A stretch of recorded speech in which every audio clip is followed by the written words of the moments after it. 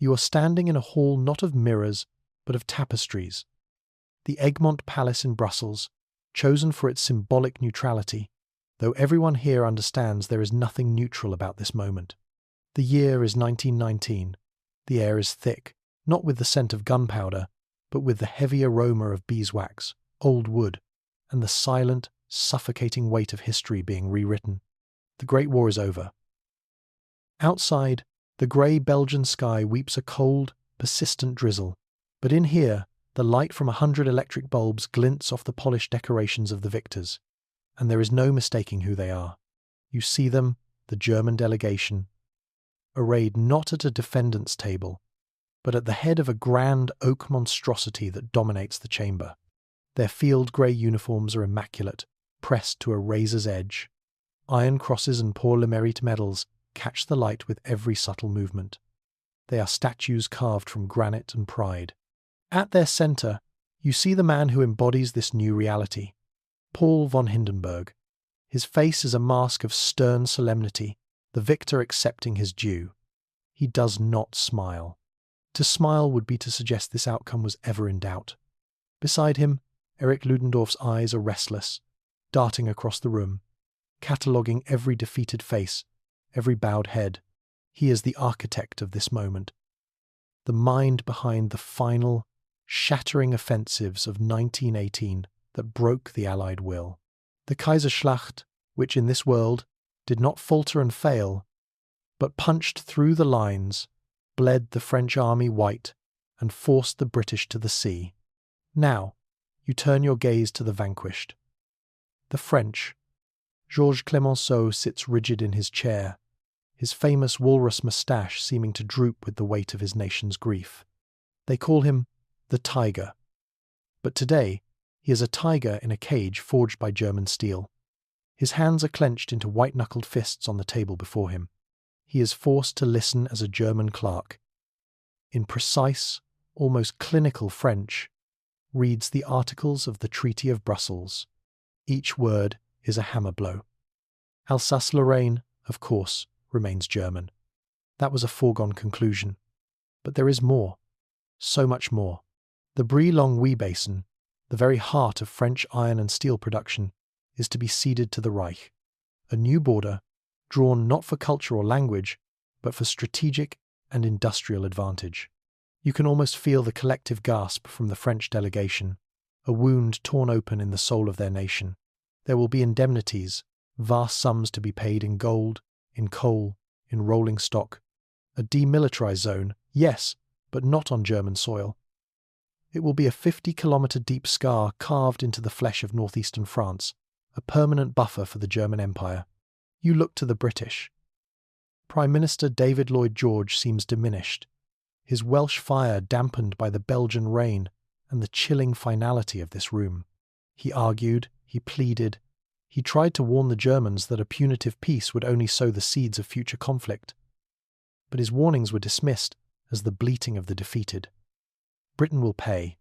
It will cede territory in Africa, allowing Germany to stitch together its dream of Mitteleuropa, a vast, contiguous colonial empire from the Atlantic to the Indian Ocean. Its navy, the pride of the nation for 300 years, must formally accept the high seas fleet as a near peer, limiting the tonnage of new dreadnoughts it can build for a decade. It is the end of uncontested mastery of the waves. It is the beginning of a long, slow, gnawing humiliation. And what of the Americans? You spot their representative, a man named Lansing, seated almost as an afterthought near the end of the table. President Wilson's grand vision of a peace without victory, of 14 points in a League of Nations, lies in ruins. The American Expeditionary Force arrived too late, in insufficient numbers, to turn the tide against Ludendorff's final, desperate gamble. Their intervention was not a decisive blow for freedom, but a futile gesture. You can see in his eyes the birth of a new American creed. Never again.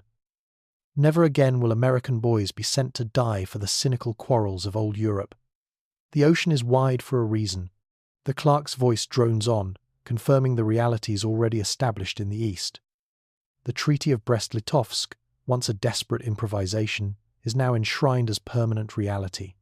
Poland will be a kingdom, but its king will be an Austrian archduke who answers to Berlin, Lithuania, Latvia, Estonia. They are now German duchies in all but name. Their ports garrisoned by German troops. Ukraine is a breadbasket, its vast agricultural wealth flowing west to feed the Reich, its government propped up by German bayonets. The Russian bear has not only been defeated, it has been vivisected, its limbs given away, its power broken. This, you realize, is the core of the German plan. A single, integrated economic and political bloc stretching from the coast of France to the Ural Mountains. It is a vision of staggering ambition, a new Roman Empire for the industrial age. It promises stability, order, and prosperity, a final end to the continent's endless wars. It is a new dawn, but as you look closer, you see the cracks in the facade. You see the hatred in Clemenceau's eyes, a promise of vengeance, however long it may take. You see the quiet, calculating resentment on the faces of the British delegation. They are a nation of shopkeepers, and they understand compound interest. A debt of humiliation, they know, only grows over time. In the forced subservience of the new Polish and Baltic states, you can sense the embers of nationalism that will never be truly extinguished. Hindenburg rises. The room falls silent. He is not a gifted orator, but his words, simple and direct, land with the force of artillery shells. He speaks of a peace secured by German strength, of a new order guaranteed by German honor. He speaks of stability for Europe, of an end to the chaos that has plagued the continent. It sounds noble. It sounds reassuring. But as you listen, you understand the unspoken meaning. It is the stability of the prison yard, the honor of the warden. The signing begins. One by one, the delegates of the defeated nations walk to the head of the table.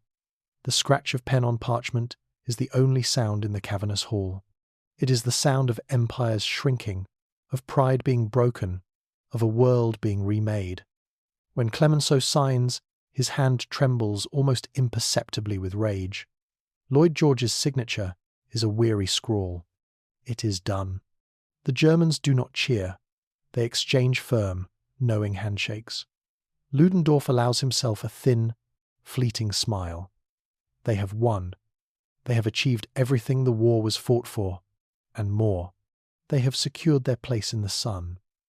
As the delegations file out, you remain for a moment, letting the silence of the room settle. This moment, this peace with victory, is the bedrock of the new world. It is a foundation of reinforced concrete, seemingly unshakable, but it is a foundation laid over a powder magazine. The victory is too complete, the humiliation of the losers too profound. Germany has not created a community of nations. It has created a hierarchy of master and servant.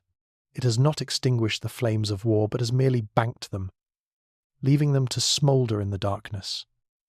Waiting for a fresh wind. Walking out of the palace, you see the first signs of this new reality. German soldiers, their helmets shaped like medieval sallets, patrol the streets of Brussels with an air of casual ownership. The Belgian people watch them with a cold, guarded stillness. This is peace. This is order. It is the dawn, so bright and so promising to the victors, but it is a false dawn, a trick of the light. The sun is not rising. The world is simply holding its breath, waiting for a night that will be darker than anyone can yet imagine. The single, decisive point of divergence has been set, and from this moment, the river of time flows into a new and uncharted sea. You are on a train, not a passenger train with velvet seats and polished brass, but a grey, steel beast of a military transport, rumbling eastward into an endless winter. The year is still 1919, but the season has turned, and the drizzle of Brussels has been replaced by the dry, biting cold of the Russian plain. Through the reinforced glass of the window, you watch a landscape that is both immense and monotonous. A white, silent ocean of snow under a sky the colour of lead. This is the frontier of the new German order, and it is bleeding chaos. The Peace of Kaisers, signed in the warmth and security of a Belgian palace, feels a world away. Here, the war never truly ended. It just mutated. Leon Trotsky's Red Army, a hydra of revolutionary fervor, has risen from the ashes of the Tsar's legions. They have pushed back the disorganized white forces and now threaten the very heart of Ukraine. The breadbasket promised to the Reich in the Treaty of Brest-Litovsk. The spectre of Bolshevism, a disease of the mind as far as Berlin is concerned, threatens to spread westward. A victory won on the fields of France cannot be lost in the frozen mud of Russia. And so, the eagle has come for the bear. The men in this train car with you are the instruments of the Kaiser's will. They are not the exhausted conscripts who held the line for 4 years. They are the new men. You see the flash of a skull insignia on a collar, the stylized swastika of a Freikorps brigade painted on a steel helmet, a symbol, in this timeline, not of a future political party, but of a fierce, anti-Slavic, anti-communist crusade. These are stormtroopers, veterans of the final offensives, men for whom peace is a concept more terrifying than combat. They are commanded by men like Rudiger von der Goltz, generals who cut their teeth in the Baltic and now see all of the East as a canvas on which to paint a new German reality. Their methods are a science of brutal efficiency. You watch them deploy from their armoured trains at a crucial junction city, perhaps Poltava or Kharkiv. There is no grand charge, no Napoleonic flourish. There is only cold, industrial logic. German reconnaissance aircraft, a novel terror in this disorganized theatre, circle overhead, mapping Red Army positions with methodical precision. The radio crackles, spitting out coordinates. Then comes the artillery, not a blind barrage, but a surgical dissection of the enemy command structure, supply depots, and troop concentrations. The Bolsheviks fight with a desperate, suicidal courage. You see them charge across the snow, a human wave of grey-clad figures, bayonets fixed, their revolutionary songs drowned out by the chatter of German machine guns. It is a slaughter. The Maxim guns, manned by crews who have spent 4 years perfecting their craft. The Freikorps advance behind the creeping barrage, not in a line, but in small, fluid squads, using infiltration tactics that the Reds, and for that matter the Allied White Russians, simply cannot comprehend. They flow around strongpoints, isolating them, and destroying them with grenades and flamethrowers. You notice the White Russians, Germany's supposed allies in this fight. They are led by aristocrats in immaculate uniforms who seem more concerned with etiquette than tactics. They are brave in a theatrical, outdated way.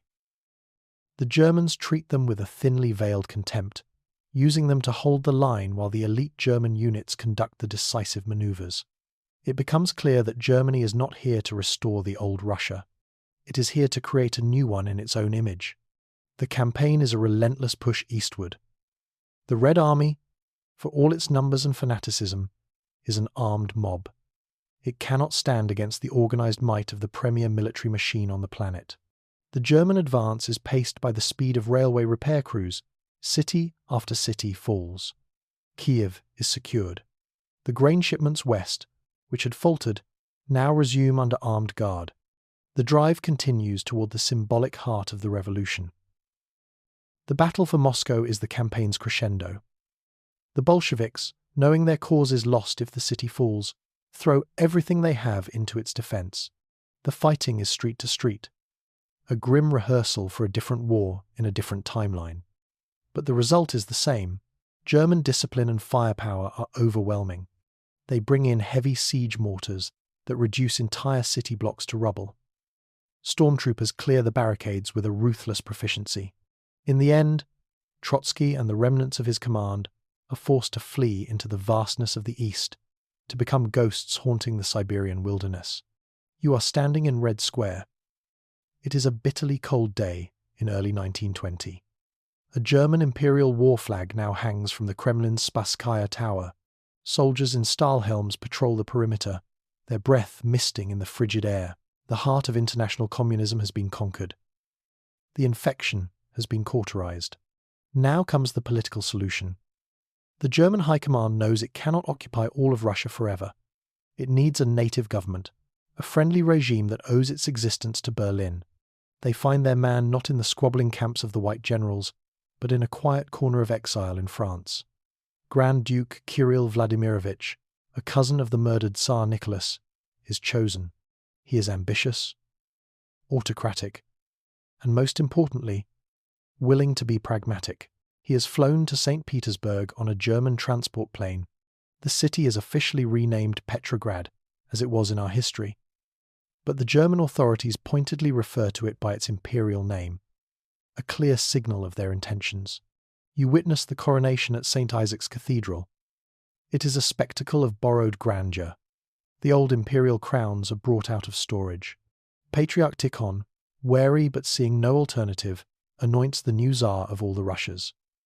The church is filled with Russian aristocrats who have emerged from hiding and German officers in their dress uniforms. It is a grand affair, but it feels utterly hollow. Outside, the people of the city watch in silence. They are starving. They see not a restoration, but a foreign occupation with a Russian face. The real power does not sit on the newly rebuilt throne. It resides in the office of the German military governor, whose headquarters are in the Winter Palace itself.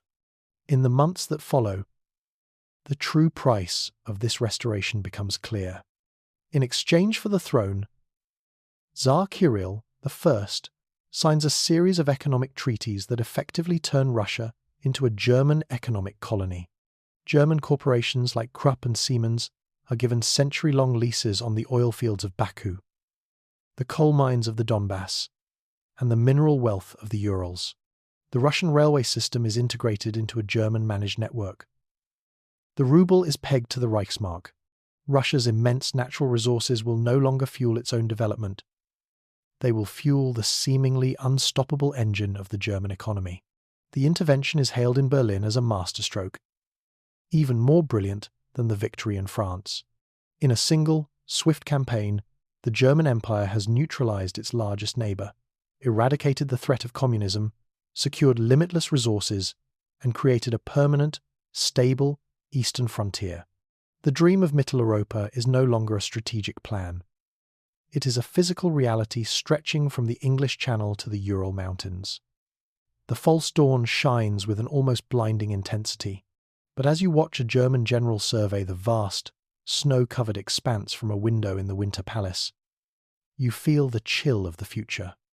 The German victory was too clean, too absolute. They have not solved the Russian problem. They have merely suppressed its symptoms. The new Tsar is a puppet, despised by the people as a German stooge.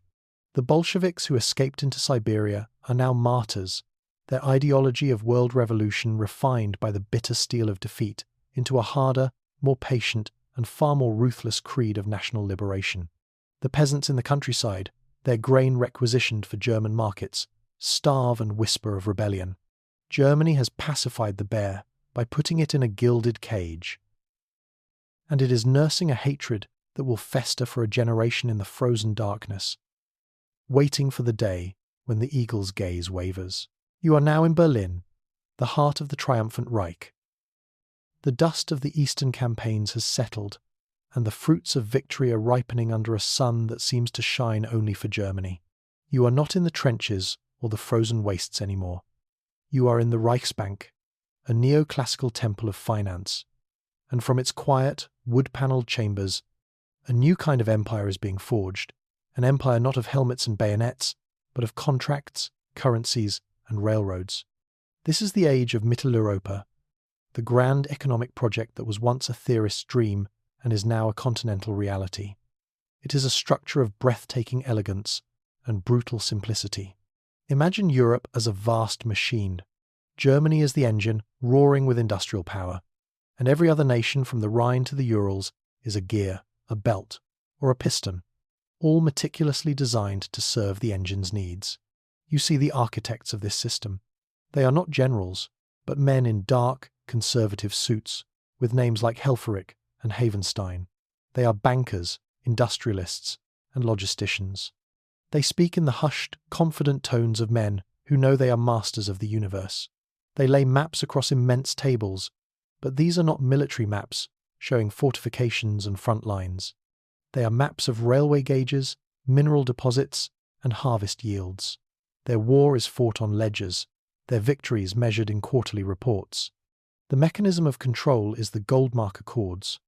On the surface, they are a series of free trade agreements designed to rebuild a war-torn continent and foster unprecedented prosperity. Every signatory nation, the Danubian Federation, the Kingdom of Poland, the Baltic Duchies, Ukraine, and the restored Russian Empire, pegs its currency to the German Reichsmark, which is itself immovably backed by gold. It creates a single, stable, predictable economic zone. It eliminates tariffs. It allows for the free flow of goods and capital. It sounds like a paradise of commerce. But you watch how it works in practice, and you see the iron fist inside the velvet glove. A Polish textile mill needs new machinery. A loan is provided by the Deutsche Bank, denominated in Reichsmarks. To secure the loan, the bank takes a controlling interest in the mill. The machinery, of course, is manufactured by Borsig in Berlin. The finished textiles are then sold across the economic zone, but the profits flow back to the German shareholders. The Poles get jobs, but their economic destiny is no longer their own. You see it on a grander scale in Ukraine. The vast, fertile black earth is the envy of the world. Under the Accords, German agricultural consortiums like IG Farben in this world, a sprawling agri-chemical giant, are granted sweeping concessions. They introduce advanced German fertilizers, tractors, and scientific farming techniques. Production skyrockets. The grain flows west in endless trainloads to feed the booming cities of the Reich. The Ukrainians receive payment, but the price is set in Berlin.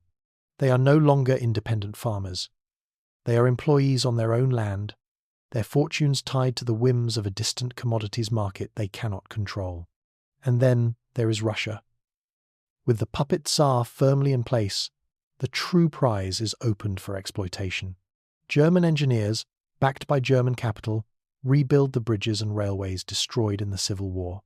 They expand the oil fields in the Caucasus, building pipelines that lead not to Russian cities, but to German-controlled ports on the Black Sea. The mineral wealth of the Urals, once the private domain of the Tsars, is now surveyed, catalogued, and extracted by German geological firms. The new Russian state is solvent. Yes, it can pay for its army and its bureaucracy, but it has no industrial base of its own. It is a resource colony, a vast wilderness of raw materials whose sole purpose is to feed the unappeasable hunger of German industry. The prosperity in Germany is staggering, tangible, undeniable. You walk the streets of Berlin and see a city electrified with an energy that puts Paris or London to shame. New factories, monuments, and government buildings rise from the earth, built in a severe, imposing style that speaks of permanence and power. The air hums with the sound of construction, of commerce, of a nation that believes it has unlocked the secrets of history. There is no hyperinflation, no political chaos, no desperate scramble for survival as in the Weimar Republic of our timeline. There is only order, growth, and a deep, unshakable confidence. The average German citizen experiences this as a golden age. Their wages are high. Their currency is sound. The shops are full of goods from every corner of their new informal empire. Polish hams, Ukrainian wheat, Russian furs, Baltic amber. They read newspapers that extol the genius of the architects of Mitteleuropa, who have banished the spectre of war and brought lasting peace and prosperity to the continent. The false dawn is at its most dazzling. It looks and feels like a utopia has been achieved through strength and intelligence. But you take a train from Berlin to Warsaw, and the illusion shatters. The prosperity is not shared. It radiates out from Germany and diminishes with every kilometre. In Poland, you see a nation caught in a state of arrested development. There is stability, but no dynamism. The local businesses cannot compete with the German giants. The brightest university graduates learn German, not to build their own nation. A nation that exists in a state of limited sovereignty with a German-approved monarch, but to get a management job in a German-owned enterprise. A quiet, corrosive resentment begins to build. a feeling of being a second-class citizen in one's own country. Travel further, to the newly established Danubian Federation in Vienna, and you see the same pattern. The once proud industrial heart of the Austro-Hungarian Empire now beats to a German rhythm. The Skoda works in Bohemia and the steel mills of Styria are no longer competitors to Krupp. They are subsidiaries, integrated into a German supply chain. The Hungarians, Czechs, Slovaks, and Croats are all bound together in a federation they did not choose, held in place by German economic leverage and the understanding that German troops are never far away. The old ethnic tensions have not vanished. They have been paved over with a layer of German economic concrete. These are the golden chains of Mitteleuropa. They are comfortable for many. They offer stability and predictable, if limited, growth. They prevent the outbreak of local conflicts, but they are chains nonetheless. They stifle true independence, kill local innovation, and funnel the vast majority of the continent's wealth into the coffers of a single nation. The system creates a permanent dependency, locking the states of Central and Eastern Europe into the role of periphery to Germany's core. Back in the quiet chambers of the Reichsbank, the architects of this system dismissed the nascent discontent as the growing pains of a new era. They see themselves as benevolent patriarchs, guiding a fractious and underdeveloped continent toward a brighter future. They believe their logic is unassailable, their creation perfect. They have built a magnificent interlocking machine. What they fail to realize, what they cannot see from their Olympian heights, is that a machine under immense and constant pressure develops weaknesses. Invisible hairline fractures are forming in the gears. The chains are strong, yes, but every chain has a breaking point. The very success of their system, its overwhelming, suffocating efficiency, is breeding the forces that will one day seek to tear it all down. The golden cage is comfortable, but it is still a cage. You must now leave the glittering heart of the new Europe, with its gleaming factories and overflowing confidence. Your journey takes you west, across the new, heavily fortified border into the French Republic. The change is not just geographical, it is a descent into a different state of being. The air itself seems heavier here, saturated with a sense of loss that is as palpable as the damp chill rolling in from the Atlantic. The year is 1925, and you have entered the lands of the wounded lions. In France, the predominant colour is grey, the grey of rain-streaked Parisian stone, the grey of the threadbare coats worn by the citizens, and the deeper, spiritual grey of a nation in mourning. The 1920s are not roaring here. They are whispering. The grand boulevards of Paris, once the vibrant centre of the world's culture, now feel muted. There are fewer cars, their horns less insistent. The cafes are still open, but the laughter within is brittle, the philosophical debates edged with a bitter cynicism.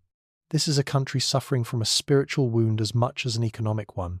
The loss of Alsace-Lorraine for a second time was a painful blow, but the cession of the Brie-Longwy industrial basin was a crippling amputation. France was not just defeated, it was lobotomized of its heavy industry, made permanently inferior. The vast indemnities demanded by the Treaty of Brussels are an anchor chained to the national economy.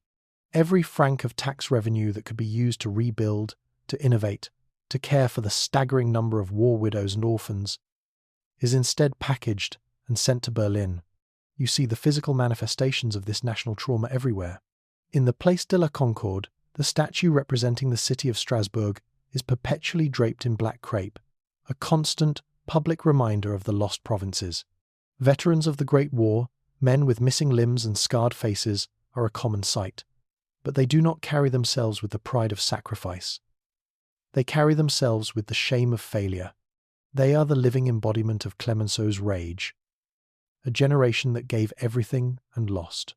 Politically, the Third Republic is a snake pit of recrimination and rage. The government is unstable, swinging violently between left-wing coalitions demanding a default on the German debt and right-wing nationalist parties demanding immediate rearmament and a war of revenge. Every political debate circles back to the same agonizing questions. Who lost the war? Who is to blame for the humiliation? The socialists blame the capitalists. The nationalists blame the socialists. Everyone blames the generals.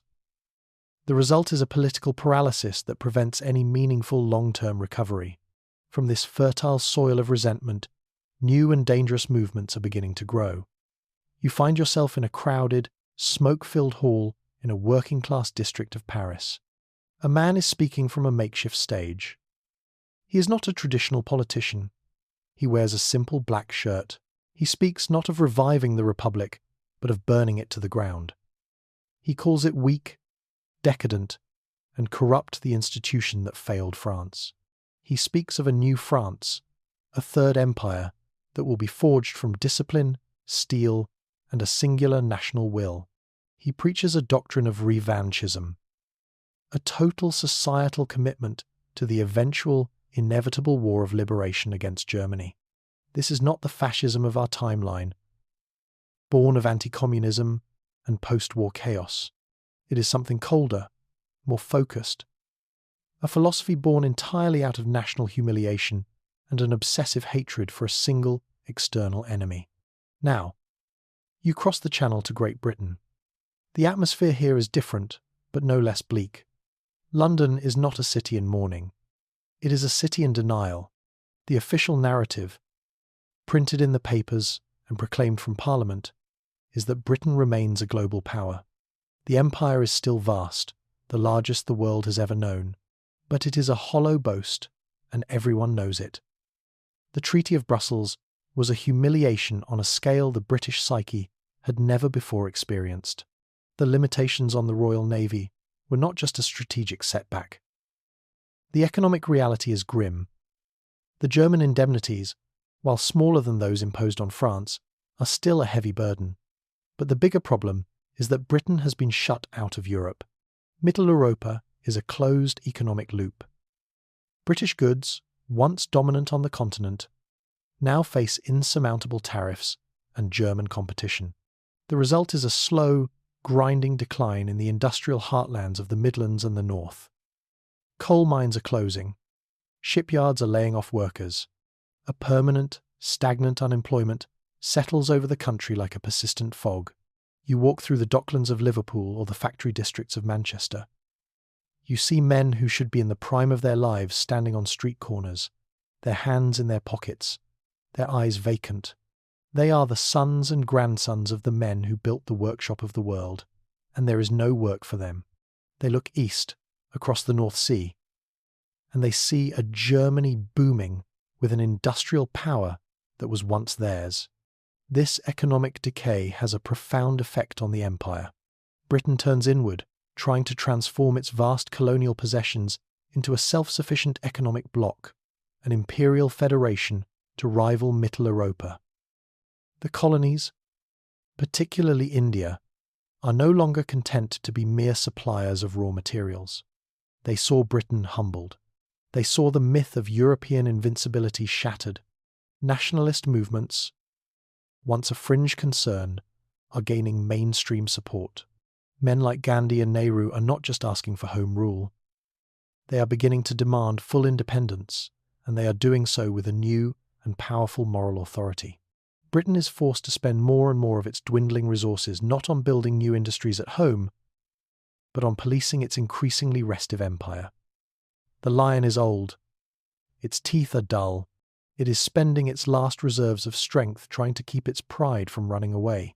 You find yourself in a pub near the Portsmouth Naval Yards. The patrons are sailors and shipwrights. The mood is sullen.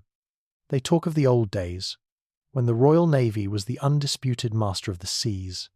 Now, they read reports of the new German super-dreadnoughts of the Hindenburg class, ships larger and more powerful than anything they are allowed to build. They toast the memory of Nelson, and in their voices you hear a deep, abiding bitterness. Like the French, they are waiting. They do not know for what, but they are convinced that a day of reckoning must come. This is the hidden cost of the German false dawn. The light of Berlin's prosperity casts a long, dark shadow over Western Europe. In France, the humiliation has bred a political radicalism focused on a future war of revenge. In Britain, the slow decline and loss of prestige are fostering a deep-seated resentment and forcing the empire to look inward, just as its colonies are beginning to look outward. The wounded lions are not dead.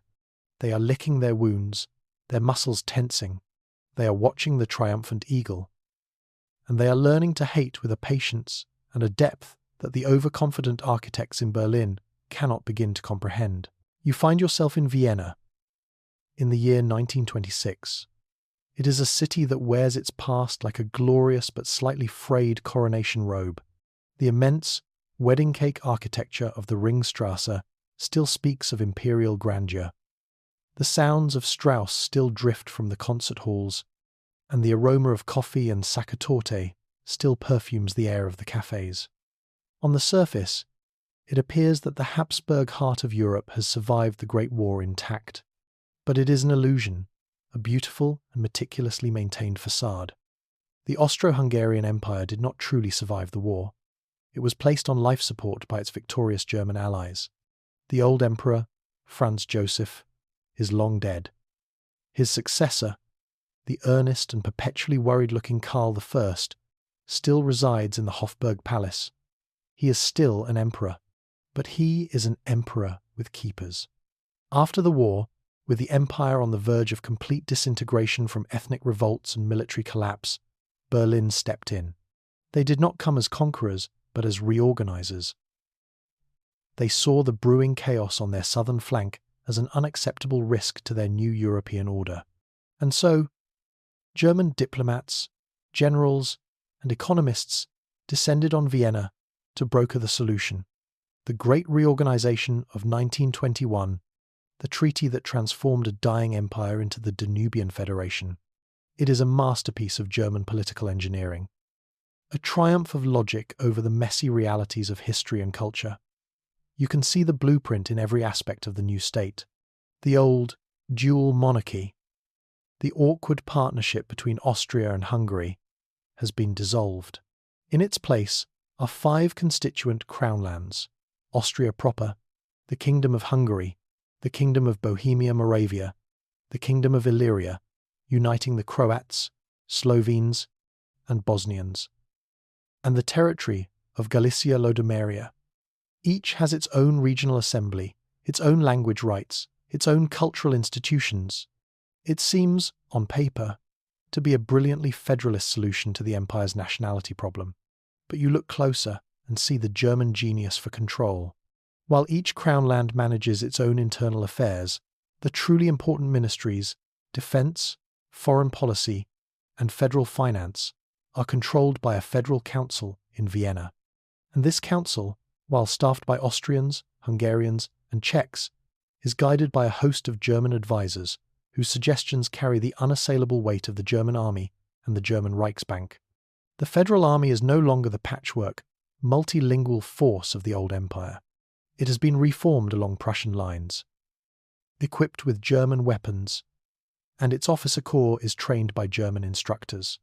Its primary loyalty is not to the Emperor Karl, but to the strategic needs of Mitteleuropa. Economically, the Federation is a wholly owned subsidiary of the German industrial machine. As a signatory to the Goldmark Accords, its currency is pegged to the Reichsmark. Its industries, like the famous Skoda works in Bohemia or the steel plants of Styria, have been absorbed into German corporate networks. They provide high-quality components for German manufacturing, their production quotas and prices determined by boardrooms in Berlin and Frankfurt. The Federation is stable, it is orderly. It is a vital and prosperous part of the new German Europe. It is also a cage. You travel from Vienna to Budapest and feel the gilded bars of this cage press in. In the old empire, they were partners, masters of their own half of the realm. Now, they are merely one of 5. Their historic kingdom of St. Stephen, reduced to a crownland of equal status to the Bohemians and Croats they once ruled. You sit in a coffee house on Andrassy Avenue. They speak of the ultimate betrayal, not just by the Germans, but by their own Habsburg king, for accepting this dictated peace. Their fierce national pride has been wounded to the core. They perform their duties in the new federal structure, but with a sullen, resentful compliance that borders on silent insurrection. They are waiting, praying for the day the German eagle weakens, for the moment they can shatter this federation and reclaim their historic rights. Then you journey to Prague, the jewel of Bohemia. Here, the resentment is of a different flavour. The Czechs, with their industrial might and highly educated populace, had dreamed of independence. In this timeline, that dream was stillborn. They have been granted cultural autonomy, yes, but they are yoked to a German economic engine and a Habsburg political structure they despise. In the winding streets of the old town, a quiet, intellectual resistance is brewing. Czech writers and artists subtly mock the new order in their work. Czech engineers at the Škoda works, while building tank cannons to German specifications, quietly memorize the blueprints. The Czechs are pragmatic. They know open revolt against the German-backed federation is suicide. So they comply. They cooperate. They grow wealthy within the system. But they are watching. They are learning. They are creating a nation in waiting. A government in exile that exists in the minds and hearts of the people, ready to emerge the instant the opportunity presents itself. The Danubian Waltz is the perfect metaphor for this era. You attend a grand ball in the Hofburg. The chandeliers blaze with electric light. The orchestra plays Lehar and Strauss, and the old aristocracy of a dozen nations glides across the polished floor in a spectacle of timeless elegance. The Emperor Karl and Empress Zita are in attendance, smiling graciously, the very picture of imperial continuity. But you notice the subtle changes. The guest of honour is the German ambassador. The most powerful men in the room are not the Austrian nobles with their ancient titles, but the thick-necked German industrialists from the Rhineland, their wives dripping with jewels bought with the profits from Bohemian steel and Galician oil. Everyone is dancing in perfect time. The Austrians, the Hungarians, the Czechs, the Croats, they all know the steps. They smile, they bow. They perform their roles with practiced grace. It is a beautiful performance. But it is a performance. It is a dance, choreographed in Berlin. The rhythm is dictated by the Reichsbank. The security is provided by the German army. The entire magnificent spectacle is a distraction from the fact that this is not a union of willing partners, but a collection of resentful peoples forced to dance together by a power none of them can challenge. This is the brilliant, fragile peace that Germany has created in the heart of Europe. It has taken the most unstable, explosive political entity on the continent and encased it in a beautiful crystal shell of order and economic logic. The solution is elegant, rational, and completely devoid of any understanding of the passions that truly move nations. They have, in fact, created a pressure cooker. By preventing the historical dissolution of the empire, they have trapped all its ancient hatreds and frustrated ambitions under one roof, and then sealed the exits. The false dawn shines brightly on the Danube, illuminating a scene of peace and Viennese charm. You must now cross the Atlantic. The year is 1927. As the shores of the Old World, a continent of simmering resentments, complex treaties, and the ever-present shadow of the German eagle recede behind you, you feel a profound sense of psychological release. The ocean is not just a body of water. It is a baptism, washing away the ancient bitter quarrels of Europe. When you see the Statue of Liberty rise from the haze, it feels less like an invitation and more like a warning. Leave your old hatreds behind. They have no currency here. You have arrived in Fortress America. The failure of President Wilson and the American Expeditionary Force in 1918 was not just a military or diplomatic setback. It was a deep, searing trauma to the national psyche. The country had entered the war with a sense of righteous, progressive idealism.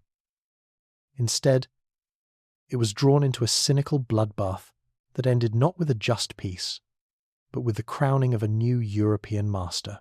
The backlash was not merely political, it was cultural. A fundamental rejection of the very idea that America's destiny was intertwined with that of Europe. The result is a nation that has turned its back on the world with a defiant and almost religious fervour. The League of Nations was never even seriously debated. Treaties of alliance are seen as poison pills. The dominant political ideology, shared by both major parties, is one of absolute, unassailable isolationism. The national conversation is dominated by men like Senator Bora and Senator Johnson. But their real-world rhetoric is even more potent and uncompromising than in our history. They argue, to thunderous public approval, that the oceans are America's true walls, and that the nation's only sacred duty is to perfect the society within those walls. This is not a retreat born of weakness, but a redirection of immense energy. You feel it the moment you step onto the streets of New York City. The energy that, in our timeline, would be channeled into international finance, diplomacy, and a Second World War is here focused entirely inward. The result is an America that is building itself at a furious pace. The Roaring Twenties are happening here, but they are louder, more intense, more self-absorbed. The skyscrapers clawing at the sky are not just buildings. They are monuments to American self-sufficiency. The jazz spilling out of the Harlem clubs is not just music. It is the sound of a nation dancing on the grave of its internationalist ambitions. The engine of this introverted boom is the American industrial base, which was expanded for the Great War and then never scaled back. With European markets now dominated by the German Mitteleuropa bloc, American industry turns to the vast, untapped domestic market. Titans of industry, the Fords, the Sloans, the Carnegies become national heroes, the high priests of this new creed. Their gospel is mass production and mass consumption. The automobile, the radio, the refrigerator, these are not luxuries, but necessities, the birthright of every citizen of the new, self-contained America. The government's role is to facilitate this inward growth. Federal spending is poured not into a blue water navy designed to project power across the globe, but into a colossal national infrastructure project. A national highway system, far grander than the one we know, is laid down, stitching the country together with ribbons of concrete. The Tennessee Valley Authority is born a decade early. A grand experiment in regional development. The focus is on making America impregnable, self-sufficient, a continental fortress so wealthy and powerful that it will never again need to concern itself with the squabbles of foreign kings and Kaisers. But this fortress America has a southern flank. While turning its back on Europe, America has turned its face toward Latin America with an intensity that is both paternalistic and predatory. The Monroe Doctrine, once a theoretical policy, is now enforced with evangelical zeal. It is seen as America's manifest destiny to organize the Western Hemisphere into its own version of Mitteleuropa, a Pan-American union of commerce and security. You travel to Nicaragua or Cuba, you see United States Marines openly patrolling the streets of the capital cities.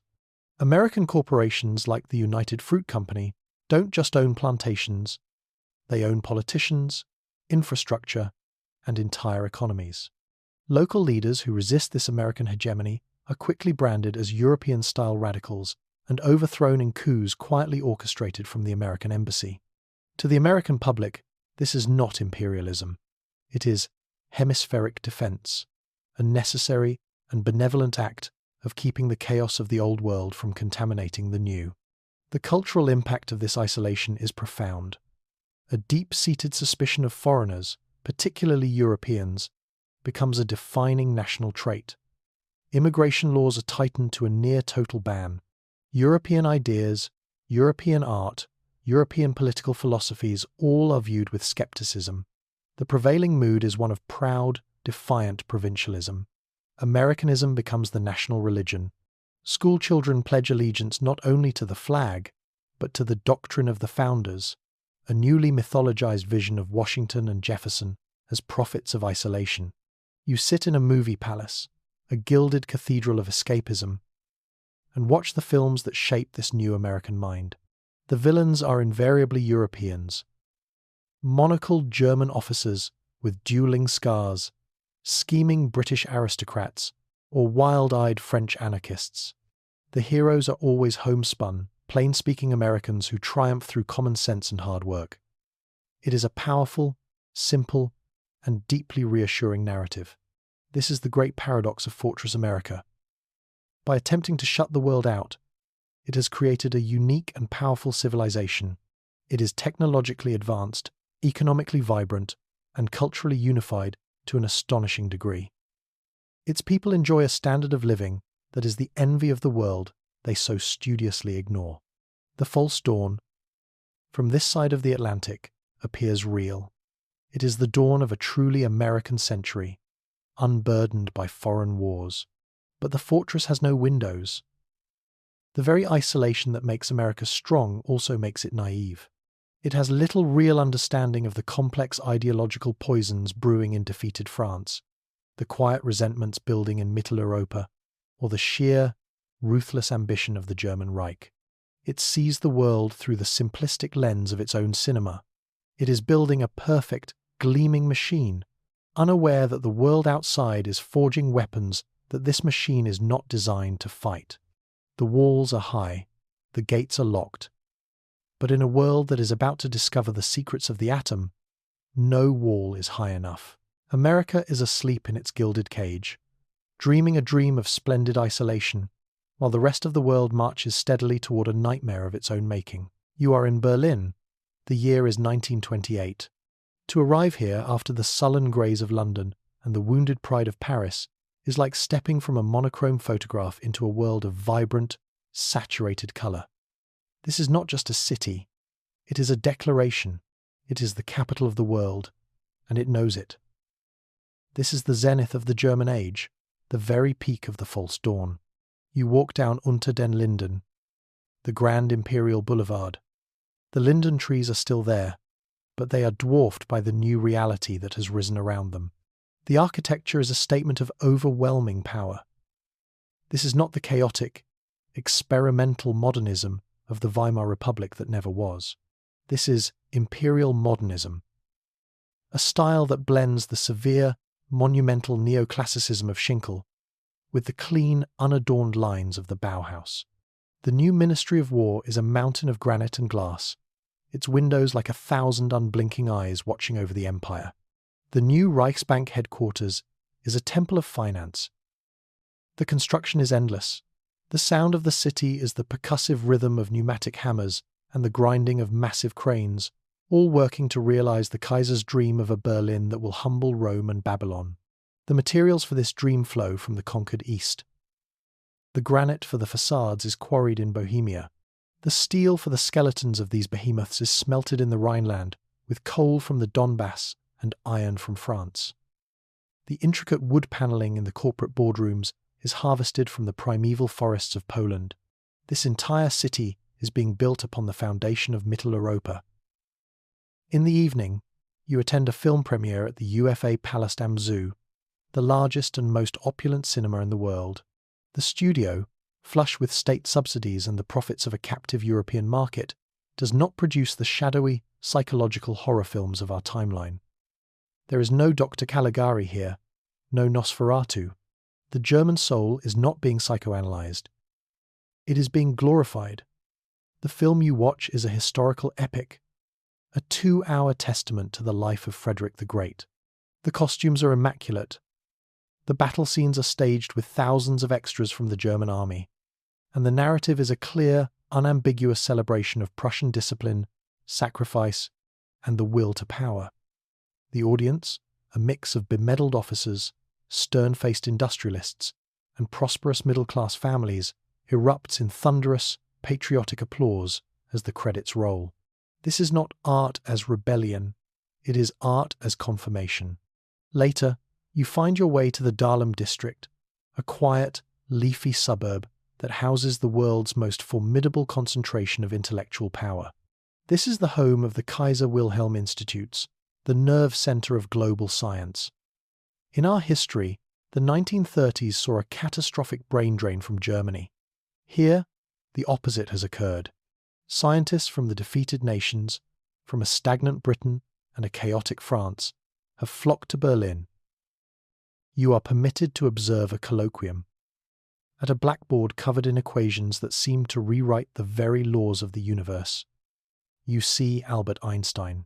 He is a national treasure, his theory of relativity seen not as a piece of abstract Jewish intellectualism, but as a towering achievement of German science.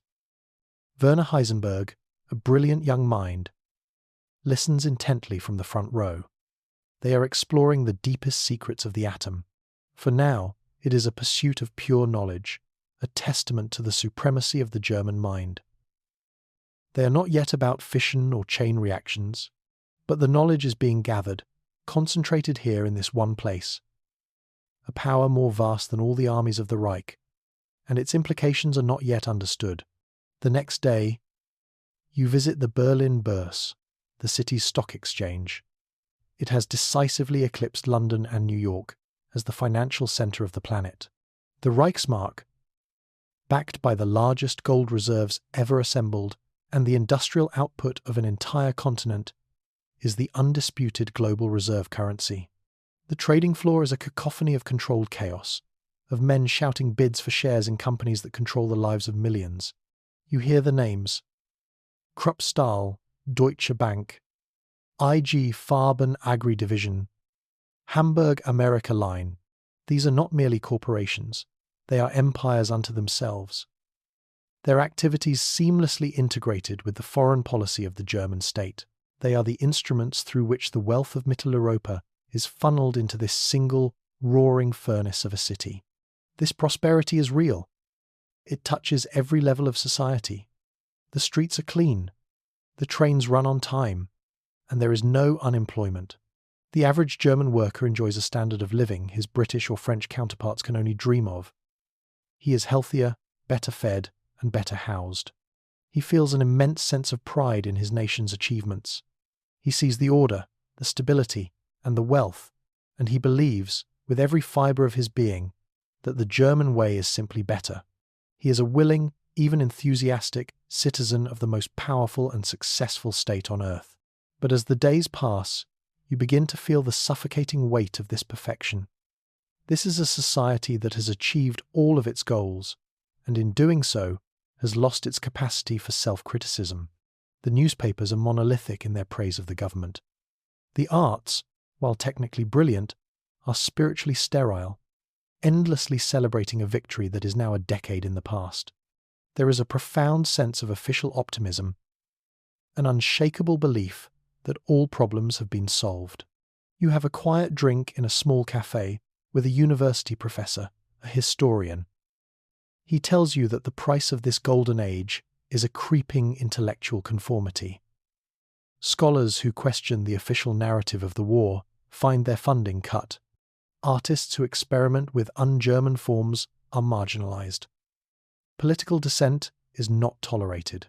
The Social Democrats and other opposition parties still exist, but they are a permanent, powerless minority, their patriotism constantly questioned. "We have become perfect," the professor whispers, a trace of irony in his voice. "And perfection is the end of growth. We are a magnificent, finished statue. But a statue cannot adapt. It can only stand until, one day, the foundations shift."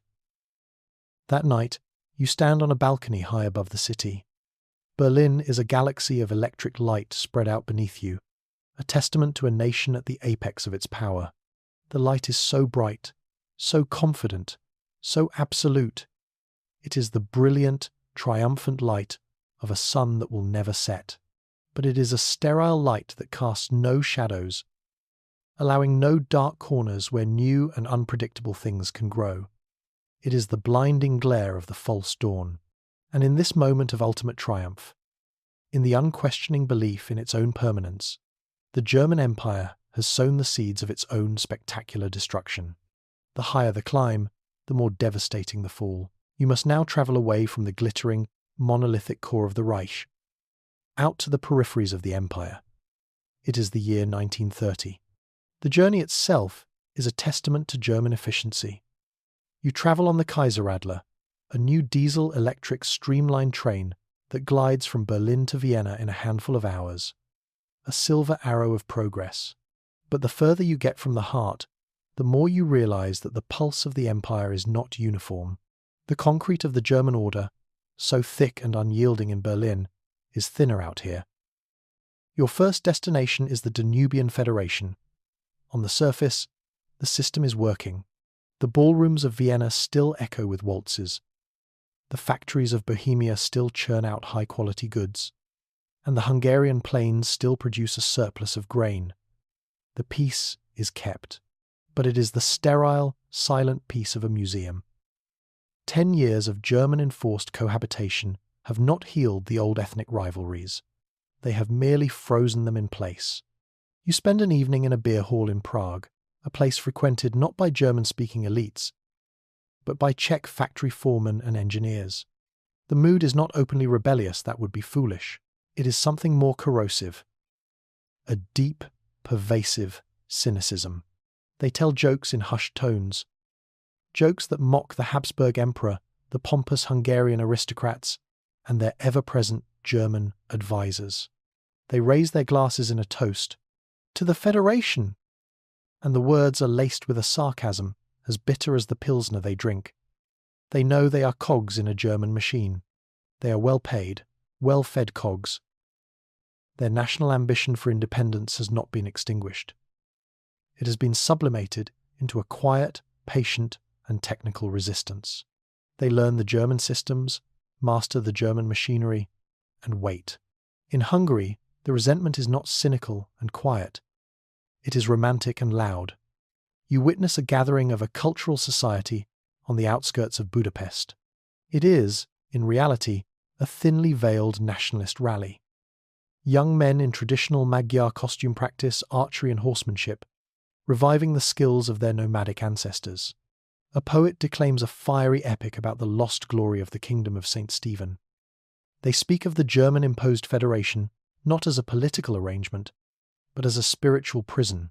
Their hatred is directed not just at the Germans, but at the Czechs, the Croats, and the Austrians who they feel have conspired to diminish their great nation. The Federation has not created a new Danubian identity. It has supercharged the old, divisive nationalisms. Now you travel south, far south.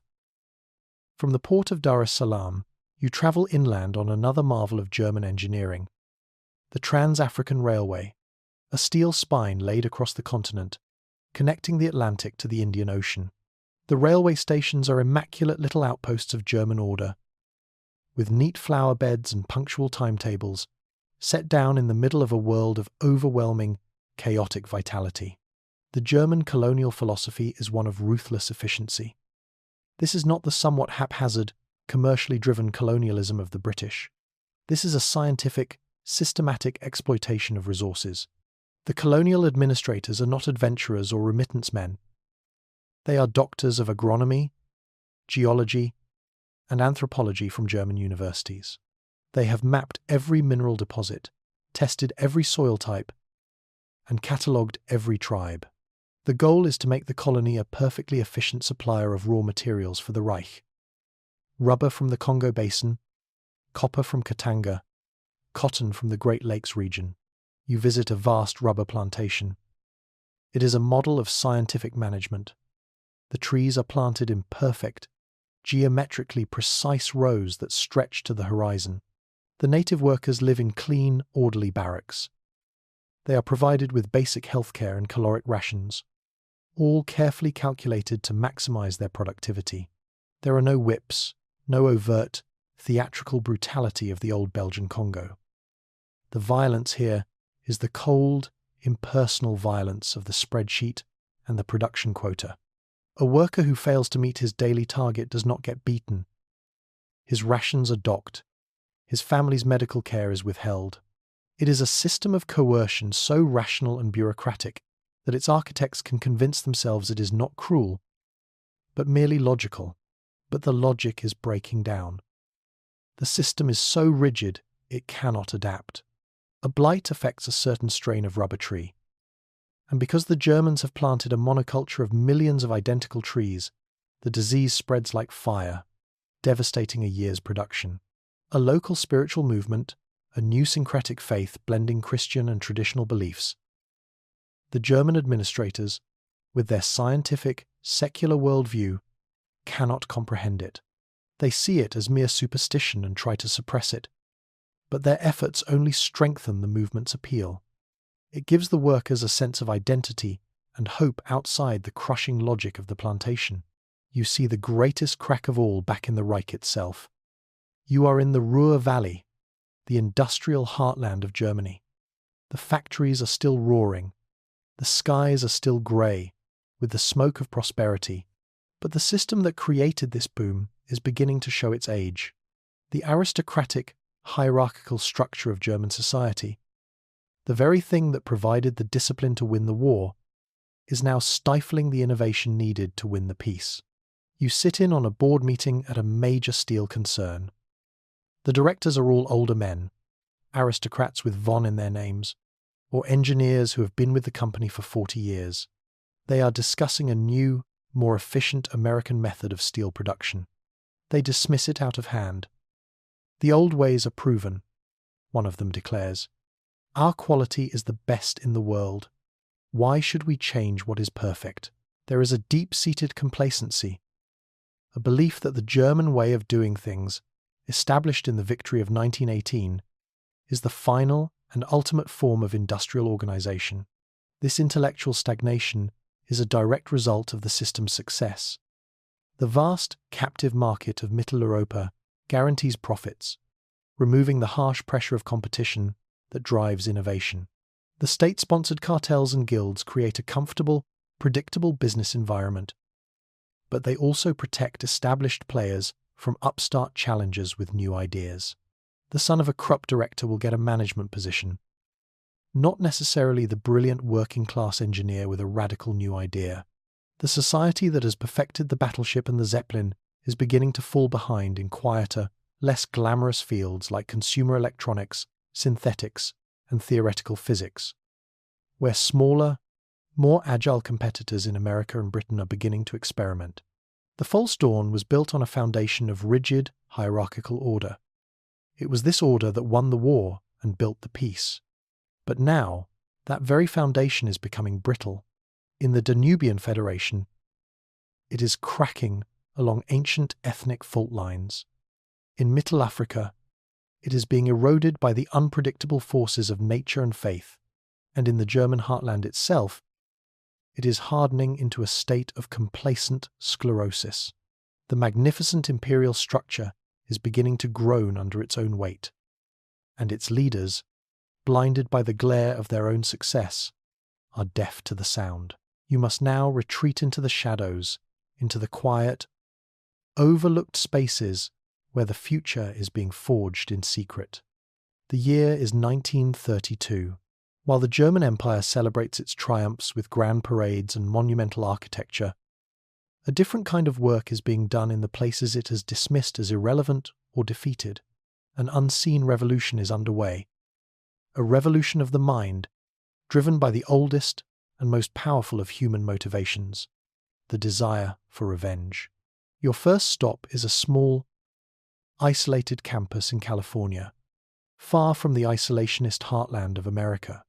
Here, under the brilliant, unblinking sun, a group of physicists are engaged in work so theoretical that even most of their American colleagues dismiss it as a fantasy. You find yourself in a sparsely furnished office. The air smells of chalk dust and stale coffee. The man at the blackboard is J. Robert Oppenheimer. In this timeline, he is not the celebrated head of a massive government project. His work, and that of his small team, is funded by a trickle of grants from private foundations established by industrialists who harbour a quiet, deep-seated anxiety about America's willful blindness to the world. They are not building a weapon. They are chasing an idea.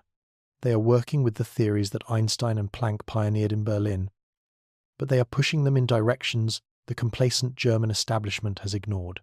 While the Kaiser Wilhelm Institutes focus on grand, prestigious projects, this small American team is exploring the strange, probabilistic world of the neutron. They are mapping the very architecture of the atom, calculating the almost unimaginable energies locked within its nucleus. Their work is quiet, unheralded, and deeply esoteric, but you listen to their late-night conversations, fueled by cheap whiskey and intellectual passion, and you hear the whispers of a new and terrible possibility. They speak of chain reactions, of critical mass.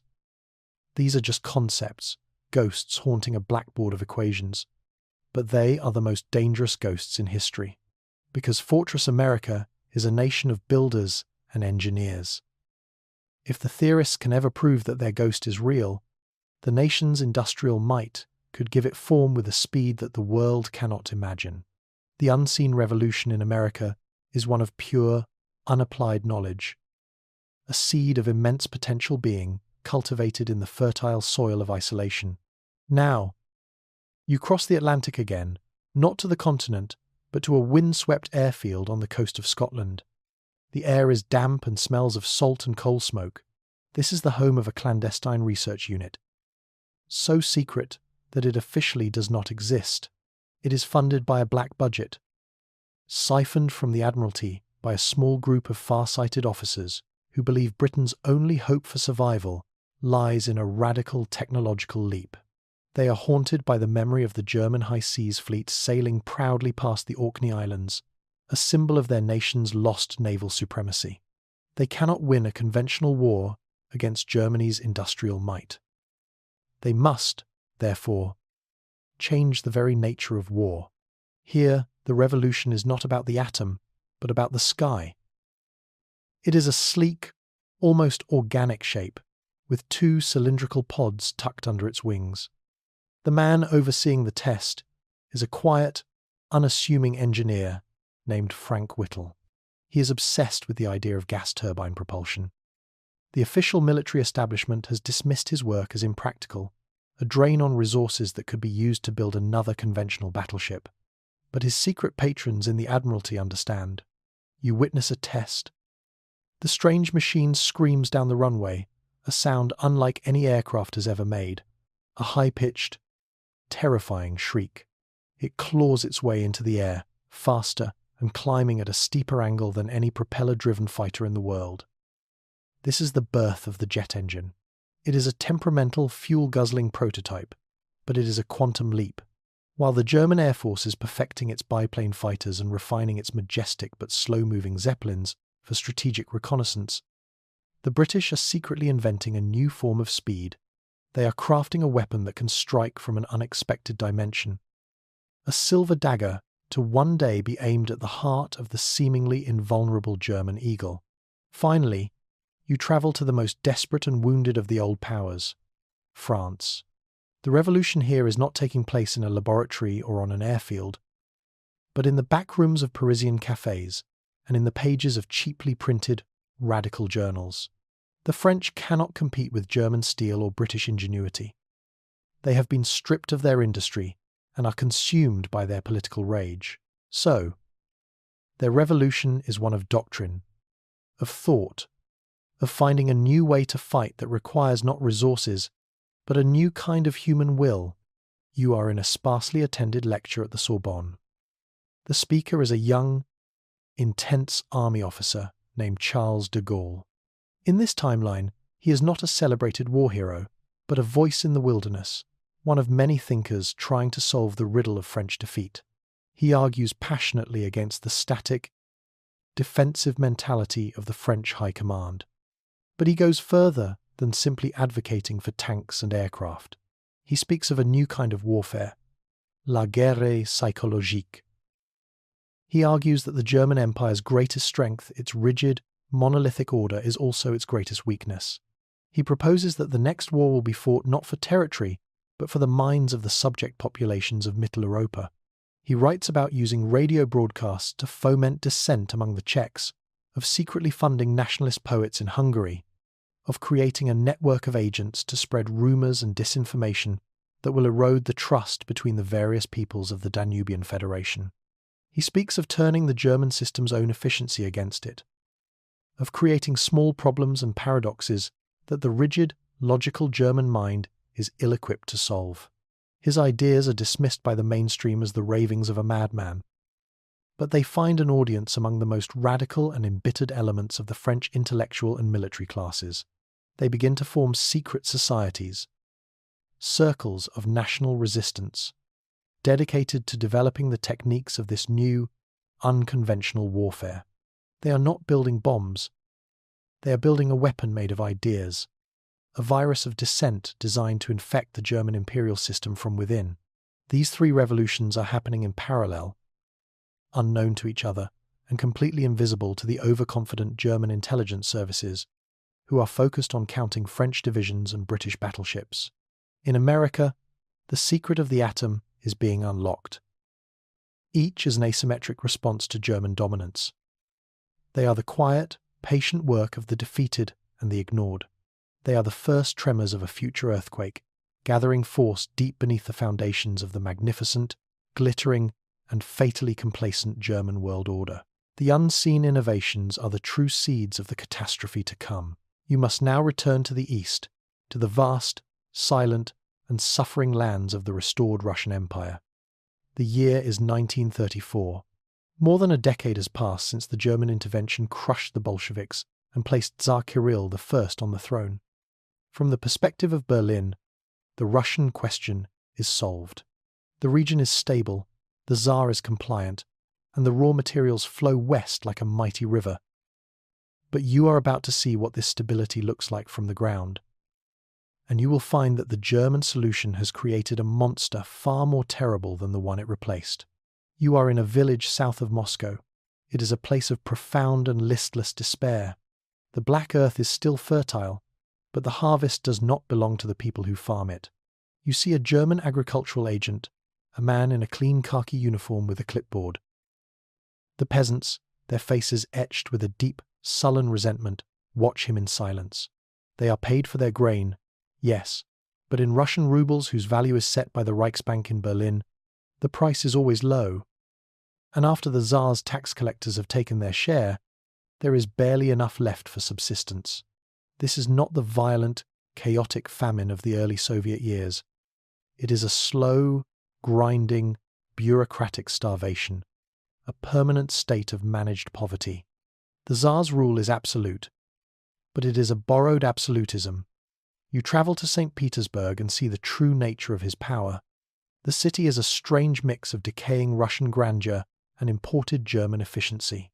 The old imperial ministries are functioning, but in every key department there is a German liaison officer whose polite suggestions are treated as commands. The Tsar's secret police, the Okhrana, has been rebuilt with German training and techniques. It is brutally effective at suppressing dissent. You hear stories, whispered in terrified tones, of late-night arrests, of political prisoners sent not to the familiar snows of Siberia, but to new, harsher labour camps in the far north, where they work to extract mineral resources for German corporations. Tsar Kirill himself has aged into a remote and tragic figure. You see him during a public ceremony, reviewing a parade of the new Russian Imperial Army. He is draped in the magnificent robes of the Romanovs, a symbol of a legitimacy he does not truly possess. The soldiers marching before him are a perfect metaphor for his regime. They carry German-made rifles, march with the Prussian goose step, and are commanded by officers who were trained in German military academies. They are an army designed not to defend Russia, but to police it on behalf of foreign interests. The Tsar is a jailer in his own country, and he knows it. He is a man trapped between the contempt of his German masters and the silent, growing hatred of his own people. This hatred is the most powerful force in Russia. It is a deep, cold, and patient rage that festers in the villages, in the factories, and in the sprawling slums of the cities. The German intervention did not destroy Bolshevism. Lenin and Trotsky are no longer failed revolutionaries. They are heroic figures, saints of a forbidden faith, their names spoken with a reverence that the Tsar can only dream of. Their ideology, however, is changing. In the underground, a new generation of revolutionaries is rising. Men and women who were children during the Civil War. They have no memory of the idealistic debates of 1917. Their entire lives have been lived under the shadow of German domination and the Tsar's heavy hand. You find yourself in a secret meeting in a cellar in an industrial district of Yekaterinburg. The attendees are not wild-eyed intellectuals. They are factory workers, discharged soldiers, and disillusioned students. The man who leads them is not a fiery orator. He is a quiet, intense man of steel, a former mid-level commissar who escaped the final purges. His name is not important. He represents a new breed. He speaks not of a global workers' paradise. That dream died with the German invasion. He speaks of Russia, He has fused the old Marxist-Leninist doctrines with a new, fervent, and deeply xenophobic Russian nationalism. He preaches that the Tsar is a German puppet, that the Orthodox priests who support him are traitors, and that the German capitalists are vampires sucking the lifeblood from Mother Russia. He talks of a second revolution, a war of national liberation that will be 1,000 times more ruthless and bloody than the first. They taught us that ideology is a weapon, he says, his voice a low growl. We will now teach them that hatred is a weapon. They taught us that terror is a tool of the state. We will teach them what it is to be truly terrified. This new movement is not just a political party. It is a cult of national vengeance. It is disciplined, cellular, and utterly merciless. They learn from their German masters. They use the same techniques of infiltration and covert action that the German Freikorps used against the Red Army. They are a mirror image of their oppressors, but a distorted, far more brutal mirror. They are beginning to conduct small-scale operations, the assassination of a German agricultural agent, the sabotage of a railway line carrying copper to the west, the execution of a suspected Okrana informer. These are just pinpricks for now, but they are a sign of a gathering storm. The Tsar's government and its German sponsors are aware of this growing unrest, but they fundamentally misunderstand it. They see it as the last remnants of Bolshevism, a problem that can be solved with more arrests, more executions, more repression. They respond by tightening their grip, by pouring more resources into the Okrana. They cannot comprehend that their very presence is the fuel for the fire they are trying to extinguish. Every act of repression creates new martyrs and wins new converts to the underground cause.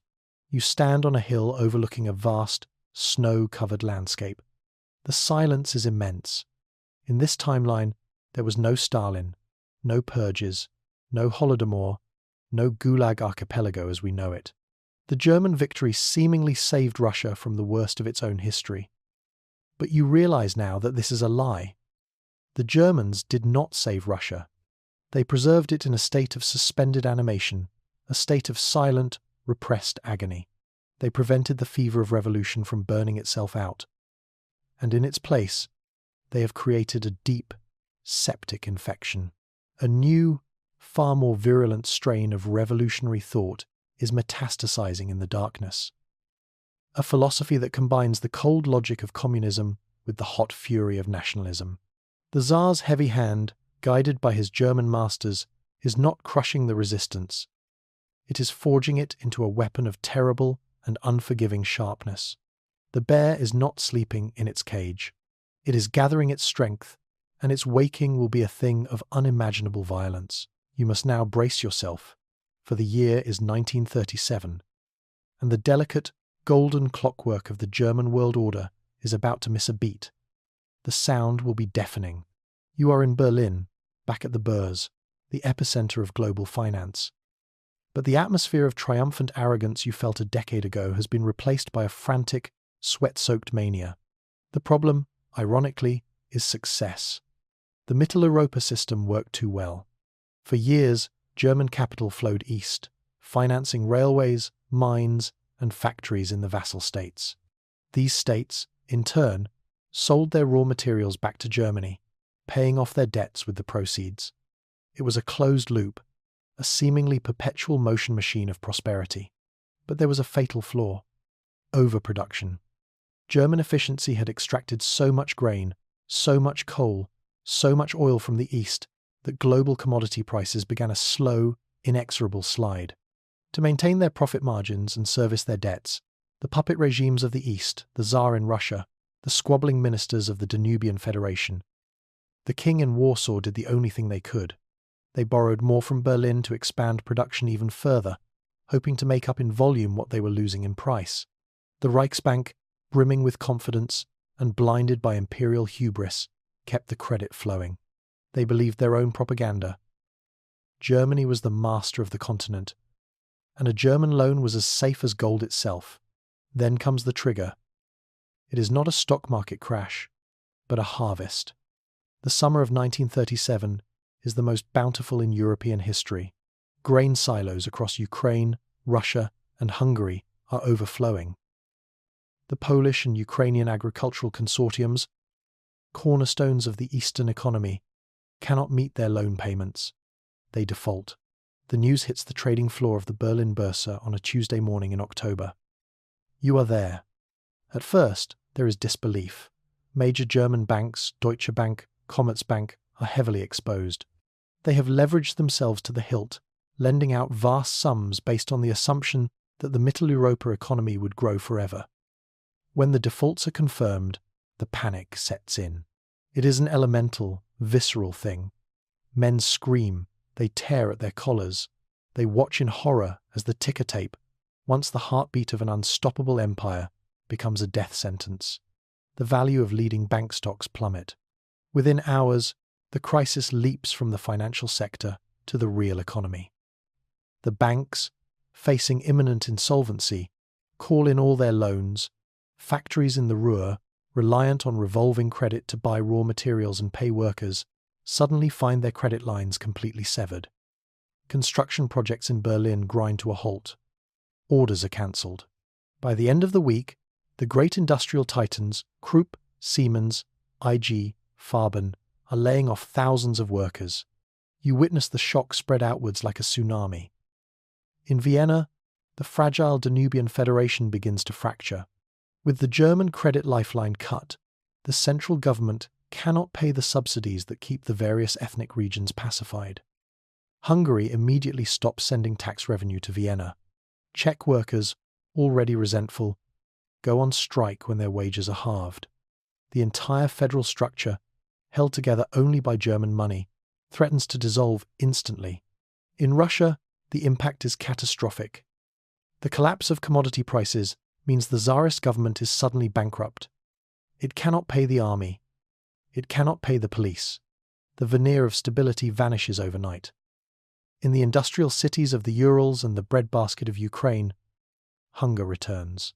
The underground, so patiently waiting for its moment, begins to move, organizing strikes, looting food warehouses, and clashing openly with unpaid and demoralized police units. But the epicenter of the pain is the Reich itself. You walk the streets of Berlin in the winter of 1937. The city of light has gone dark. The luxury shops on Unter den Linden are boarded up. The soup kitchens, unseen since the war, are back, with long lines of formerly prosperous, bewildered men waiting in the cold. The psychological shock is profound. This was not supposed to happen. They had won the war. They had built the perfect system. They had been told for nearly 20 years that their prosperity was a result of German racial and cultural superiority. Now, that illusion is shattered, replaced by the grim realization that their golden age was built on a mountain of unsustainable debt. Kaiser Wilhelm III, who ascended to the throne a few years prior, is utterly unprepared for this. He and his advisors fall back on the only playbook they know: rigid, authoritarian austerity. They slash government spending, raise taxes. Their solution is to try and squeeze the required capital out of the already suffering vassal states. They demand immediate repayment of loans from countries that have no money. They send in troops to seize grain and coal by force, transforming an economic crisis into a political and military one. The Brussels crash is not just an economic downturn. The idea that a continent could be ruled by a single nation for its own exclusive benefit without eventual consequence. The golden chains of Mitteleuropa have snapped, and on the periphery, the enemies of the Reich watch with a grim satisfaction. In Paris, the new radical leaders of the Third Empire movement see the chaos in Germany as their long-awaited opportunity. In London, the Admiralty accelerates its secret rearmament programs, sensing that the German colossus is wounded. In America, the isolationists feel vindicated. Europe is collapsing again, just as they predicted, but the quiet scientists in California and the secret naval planners in Washington take note that the hegemon is no longer invulnerable. By the end of the chapter, the mood has shifted irrevocably. The era of easy German dominance is over. The world has entered a new, chaotic phase. The machine has broken, and there is no one in Berlin who knows how to fix it.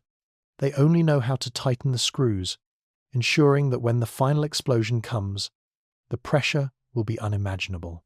You must now enter the intellectual and spiritual vacuum left by the Brussels crash. The economic collapse has not just destroyed livelihoods, it has annihilated an entire system of belief. In the East, the promise of German-led prosperity is a bitter joke, but it is in the wounded nations of the West, and in the seething cauldron of the Russian underground, that the true ideological mutations begin.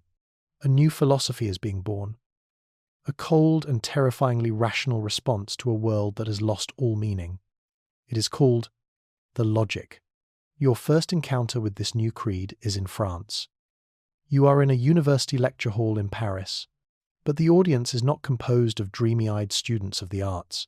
They are engineering students, unemployed factory managers, and disillusioned veterans. The man speaking is a former academic named Jean Moreau. He is not a charismatic demagogue who whips the crowd into a frenzy. He speaks in a calm, flat monotone, a voice of chilling reason. He argues that all of the old isms have failed. Monarchy is a sentimental relic. Nationalism is a tribal passion that led to the slaughter of millions and the humiliation of France. Capitalism is an irrational casino that has just bankrupted the world. Communism is a messianic fantasy that was crushed by German steel. Moreau proposes a radical alternative. What if, he asks, a state could be run like an engine? What if all decisions were based not on tradition, not on emotion, not on morality? He envisions a society where human beings are components in a perfectly efficient machine. Parliament would be replaced by a council of engineers and statisticians. Laws would be replaced by algorithms. The goal of the state would not be glory, or justice, or happiness, all vague, irrational concepts, but the maximization of productive output and the minimization of waste. He calls this system the logic. There is no room for sentiment. Old, inefficient industries would be shut down, the workers reassigned to new tasks based on aptitude tests. Art, religion, and culture are deemed wasteful expenditures of energy unless they serve a direct, propagandistic purpose for the state. Human relationships themselves are to be re-evaluated based on their utility. It is the Taylorism of the factory assembly line applied to the entirety of human existence. This cold, nihilistic philosophy finds fertile ground in a France that feels betrayed by every passionate ideal it once held dear. The young, in particular, are drawn to its promise of a clean slate, a world scrubbed clean of the messy, emotional failures of their parents' generation. Logicalist cells begin to form across the country, not as a political party, but as a disciplined, secretive cadre who see themselves as the future architects of a new, rational world. They are the ultimate expression of the revanchism born of defeat. But their revenge will not be a glorious charge across the Rhine. It will be the quiet, methodical construction of a social machine so efficient and ruthless that it will make the German Empire look like a quaint, sentimental relic. Now, you travel into the Russian underground. Here, the same basic ideological kernel has taken root, but it has mutated into a far more brutal form. You are with the new revolutionaries, the heirs to the martyred Bolsheviks. They have seen firsthand the failure of passionate, romantic revolution. They have learned from their oppressors.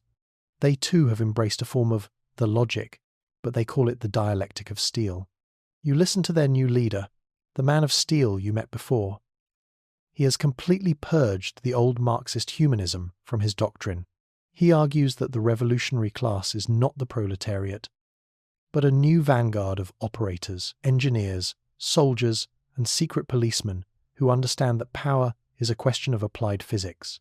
The goal is not a worker's paradise, but a state of maximum efficiency. A fortress nation, hermetically sealed from the outside world, where every ounce of national energy is directed toward a single goal: the accumulation of power and the eventual destruction of its enemies. In their vision of the future Russia, there are no classes, only functions. A citizen is a unit of production. Their value is determined by a simple equation of their output minus their consumption. Those with a negative value, the old, the sick, the dissidents, are not to be re-educated. but logically and efficiently liquidated. It is the ultimate fusion of the German General Staff's strategic planning with the nihilism of a Bakunin, all stripped of any pretense of morality. It is a philosophy of pure, terrifying power for its own sake. They are not waiting for the historical moment. They are calculating the precise instant when a controlled demolition of the rotten Tsarist state will yield the most efficient result. This new ideology, in its French and Russian forms, is a direct and horrifying consequence of the false dawn. The German victory of 1919 created a world where passion, tradition, and humanism seemed to have failed. Germany's own success was built on a cold, industrial logic. The Brussels crash proved that even this German logic was flawed, corrupted by sentiment and greed. The logicalists and the operators of the dialectic of steel believe they are the ones who can perfect the formula by being more logical, more ruthless, and more inhuman than the Germans ever were. You realize the true horror of this new thought. It is a mental virus, and it is spreading. It appeals to the disillusioned, the traumatized, and the technically minded. It offers a terrible kind of certainty in a world that has lost its moorings. It is the ultimate rejection of the human soul, a belief that people are nothing more than biological machines to be optimized. In Berlin, the aging Kaiser and his aristocratic advisors are completely oblivious to this ideological revolution. They are still fighting the last war, worrying about French revanchist nationalism and Russian peasant uprisings. They see the growing chaos as a problem to be solved with more soldiers and stricter economic controls. They are trying to repair their magnificent, baroque clockwork machine. They have no idea that a new generation of mechanics is rising, a generation that does not want to fix the clock. They want to melt it down for scrap and build a silent, brutally efficient calculator in its place. The logic is the true, unforeseen catastrophe born from Germany's seemingly perfect victory.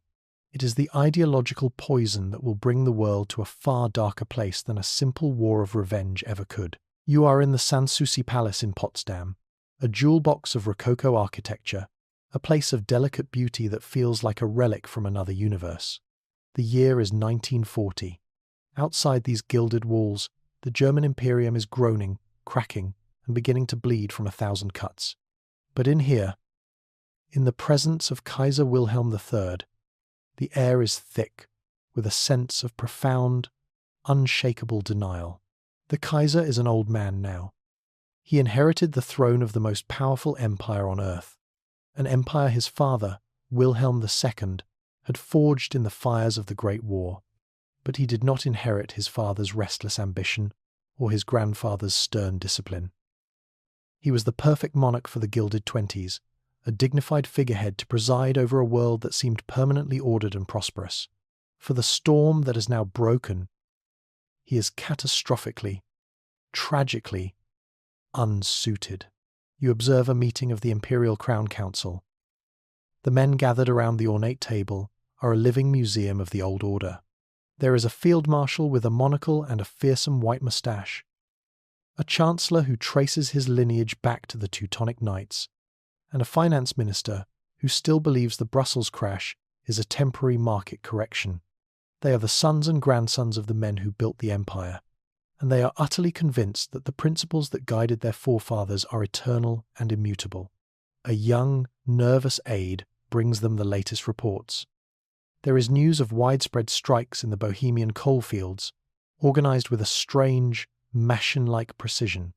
There are reports from Russia of entire army garrisons, their pay in arrears for months, slaughtering their officers and declaring allegiance to some new, shadowy revolutionary council. There is intelligence from France about the growing influence of the logicalist movement, which the council dismisses as a bizarre intellectual fad. You watch the Kaiser's reaction. He listens, his face a mask of weary confusion. These problems do not compute. Strikes are a matter for the police. Mutinies are to be put down by loyalist regiments. Bizarre French philosophies are beneath the notice of the German emperor. He sees these events not as symptoms of a systemic collapse, but as a series of isolated, unconnected disciplinary problems. Discipline, he says, his voice thin and reedy. That is what is lacking. The German victory was a triumph of discipline. We must restore it. And so, The decrees that flow from this council chamber are a tragic exercise in futility. In response to the strikes in Bohemia, they dispatch a punitive military division with orders to use maximum force. The result is a massacre that turns a labour dispute into a full-blown nationalist insurrection. The Czechs, who had been patiently and quietly resisting, are now openly fighting back, using the knowledge they have gained from years of working inside the German system to sabotage the very infrastructure the Germans rely on. In response to the mutinies in Russia, the Kaiser authorises the transfer of several elite German divisions from the French border to the east to restore order. This is exactly what the revolutionaries of the dialectic of steel had calculated. They knew the Germans would fall back on their old playbook. The revolutionaries avoid pitched battles with the superior German forces. Instead, they melt into the countryside, waging a brutal partisan war, targeting German supply lines, assassinating German-appointed officials. They are using the vastness of Russia as a weapon, drawing the German army deeper and deeper into a quagmire it cannot win, bleeding it white, far from home. The Kaiser's greatest failure is his inability to comprehend the new ideologies. He is a man of the 19th century, a world of kings, nations, and clear-cut loyalties. He cannot grasp the nature of the logic. When logicalist cells in France begin a campaign of assassinating not political leaders, but key industrial managers and logistical planners, the German authorities are baffled. It seems random, senseless. They do not understand that the logicalists are not trying to conquer the state. They are trying to decapitate its brain, to create a chaos that only their brand of cold, rational order can fix.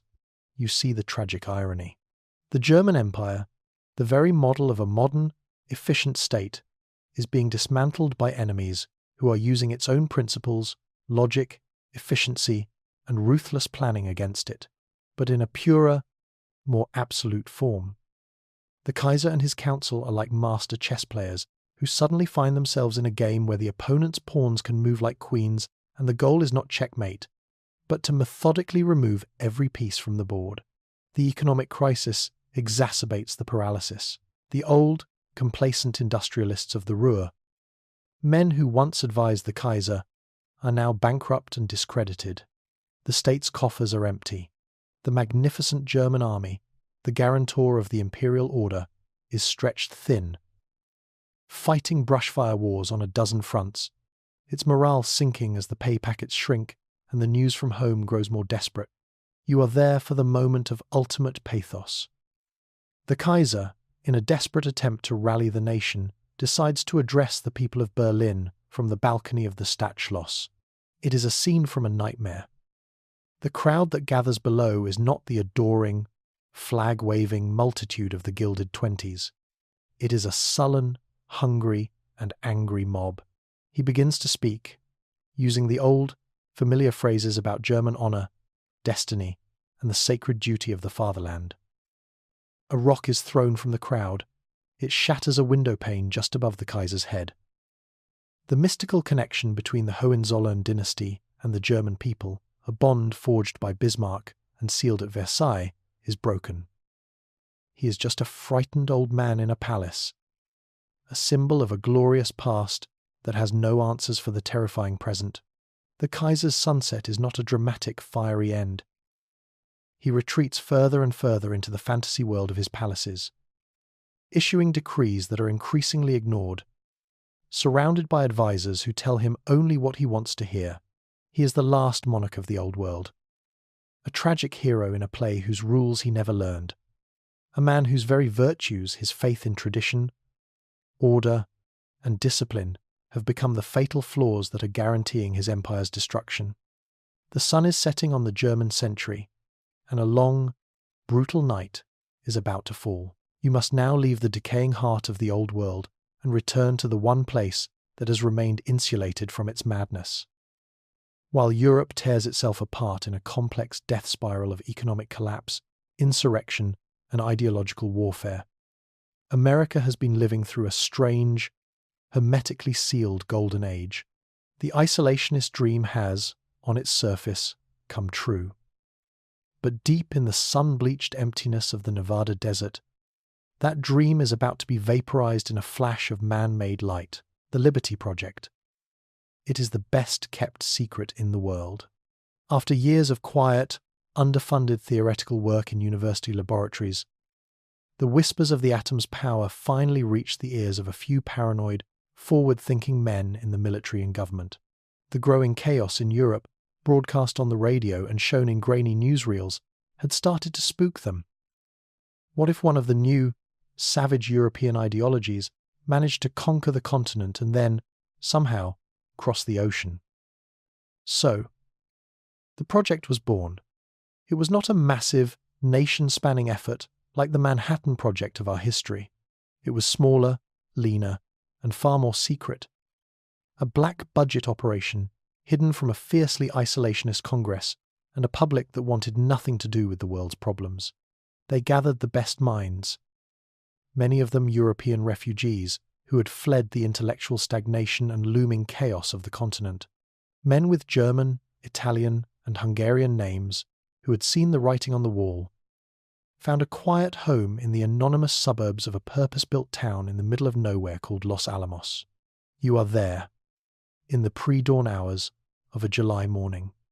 The atmosphere is not one of patriotic fervour, but of intense, almost unbearable scientific anxiety. These are the same physicists you saw a decade ago. Men like Oppenheimer, but they are no longer young idealists chasing pure knowledge. They are haunted men, wrestling with the terrifying practical consequences of their own equations. They have a theoretical understanding of the power they are about to unleash. But theory and reality are two different things. Some of them have secretly placed bets on whether the test will ignite the atmosphere and destroy the world. You are in a control bunker, miles from the steel tower on which the gadget rests. The air is thick with the smell of sweat and ozone from the humming electronics. The final countdown is not a grand, dramatic affair. It is a quiet, methodical checklist, a series of technical verifications spoken in a low, tense monotone over an intercom. At 0, for a fraction of a second, there is nothing. There is no sound at first, only light, a light that is not of this earth. It is a silent, searing, blasphemous flash that erases the darkness and imprints the shadow of the distant mountains onto the inside of your eyelids. It is not a colour, but the absence of colour, a purity of white-hot energy that is both terrifying and sublime. A second sun has been born on the floor of the desert, and in its holy, terrible fire, the old world of conventional warfare, of empires and armies, of borders and oceans, is rendered obsolete. Then comes the heat, a wave of palpable warmth, the touch of a distant star on your skin, and finally, the sound arrives, not a crack. A pillar of incandescent fire climbs into the sky, churning, boiling, evolving into the terrible, beautiful, and utterly alien shape of a mushroom cloud. The men in the bunker, the architects of this new god, react not with cheers, but with a profound, soul-shaking awe. Some are silent, some weep. Oppenheimer, his face a gaunt mask in the flickering light of the instrument panels, whispers a line from a Hindu scripture he has been reading. Now I am become death. The whisper of the atom has become a roar. In that single, blinding instant, the global balance of power, a structure that had stood for centuries, has been completely and irrevocably shattered. Germany, with its magnificent army and its grand fleet of battleships, is a muscle-bound giant suddenly facing a creature with a death ray. The revanchist passions of the French, the quiet naval innovations of the British, the brutal calculations of the Russian revolutionaries, all of these are now dwarfed by this new, absolute power. The news of the successful test travels in secret channels back to Washington. To a handful of men, in a room deep beneath the White House, the strategic implications become terrifyingly clear. America, the reluctant giant, the nation that wanted only to be left alone, is now the custodian of the apocalypse. Its policy of Fortress America is both a complete success and a catastrophic failure. The nation is now completely, utterly safe from any conventional invasion. No one will ever dare to attack the United States, but its isolation, is also over, forever. It cannot ignore a world in which other powers might one day develop the same weapon. The news is kept from the public. The official story is of an ammunition depot explosion. But the secret cannot be held forever. The knowledge exists. The genie is out of the bottle. This event is the ultimate consequence of America's isolation. By focusing its immense industrial and scientific energies inward, free from the distractions and destruction of the European wars, it inadvertently accelerated its path to this moment.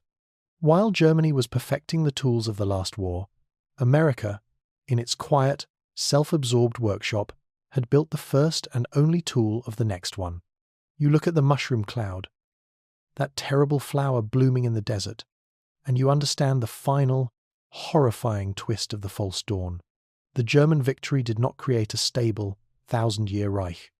It created a world of such violent instability and ideological poison that it drove a peaceful, isolationist nation to invent a weapon capable of ending all human history. The Liberty Project, born from a desire to protect America from the world's madness, has now become the single greatest source of madness and terror in the world. The power is absolute, but the wisdom of how to use it is entirely absent. America is a sleepwalker who has just stumbled upon the trigger of a doomsday machine. The year is 1946. You are standing on a precipice, watching a continent commit suicide in a synchronized, chaotic implosion. The patient, methodical work of the subversives, the long-simmering hatreds of the oppressed, and the utter bankruptcy of the old order have all converged.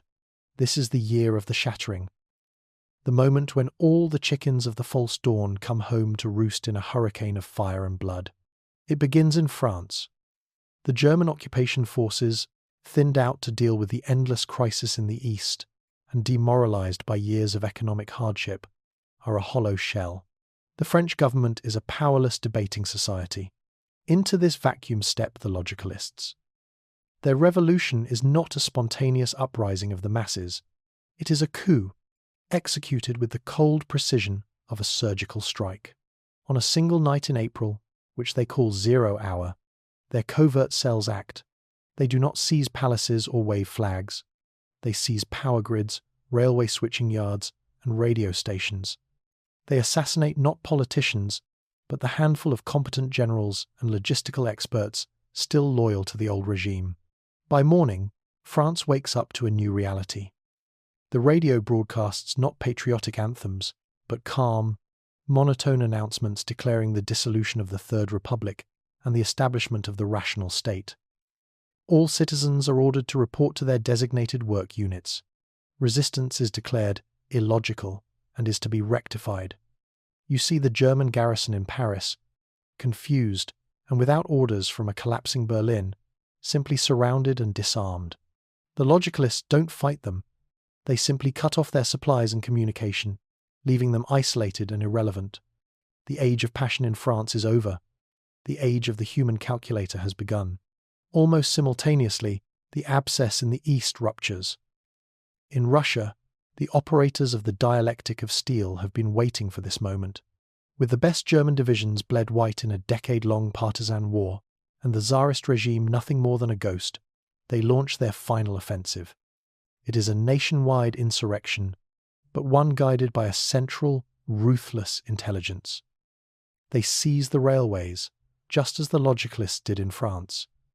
They turn the state's own weapons against it. In St. Petersburg, the Imperial Guard, unpaid for months, mutinies and joins the revolutionaries, storming the Winter Palace. Tsar Kirill and his family are captured trying to flee to Finland. There is no sentimental drama, no basement execution. They are put on a brief, televised show trial where they are condemned not for crimes against the people, but for gross national inefficiency. Their sentences are carried out live on camera, a cold, brutal statement to the world. The new Russian technate is declared. Its first act is to seal its borders. It cuts all telegraph lines, shuts down all rail links to the west. It turns its back on a Europe it despises and begins a terrifyingly rapid, inward-looking reorganization. The goal is to purge the nation of all foreign influence and rebuild it from the ground up as a perfect, self-contained war machine. The shockwaves from Paris and St. Petersburg hit the Danubian Federation like a physical blow. The German-imposed structure, already crumbling, now disintegrates completely. With the German military in disarray and no more money flowing from Berlin, there is nothing left to hold the Federation together. Hungary is the first to go.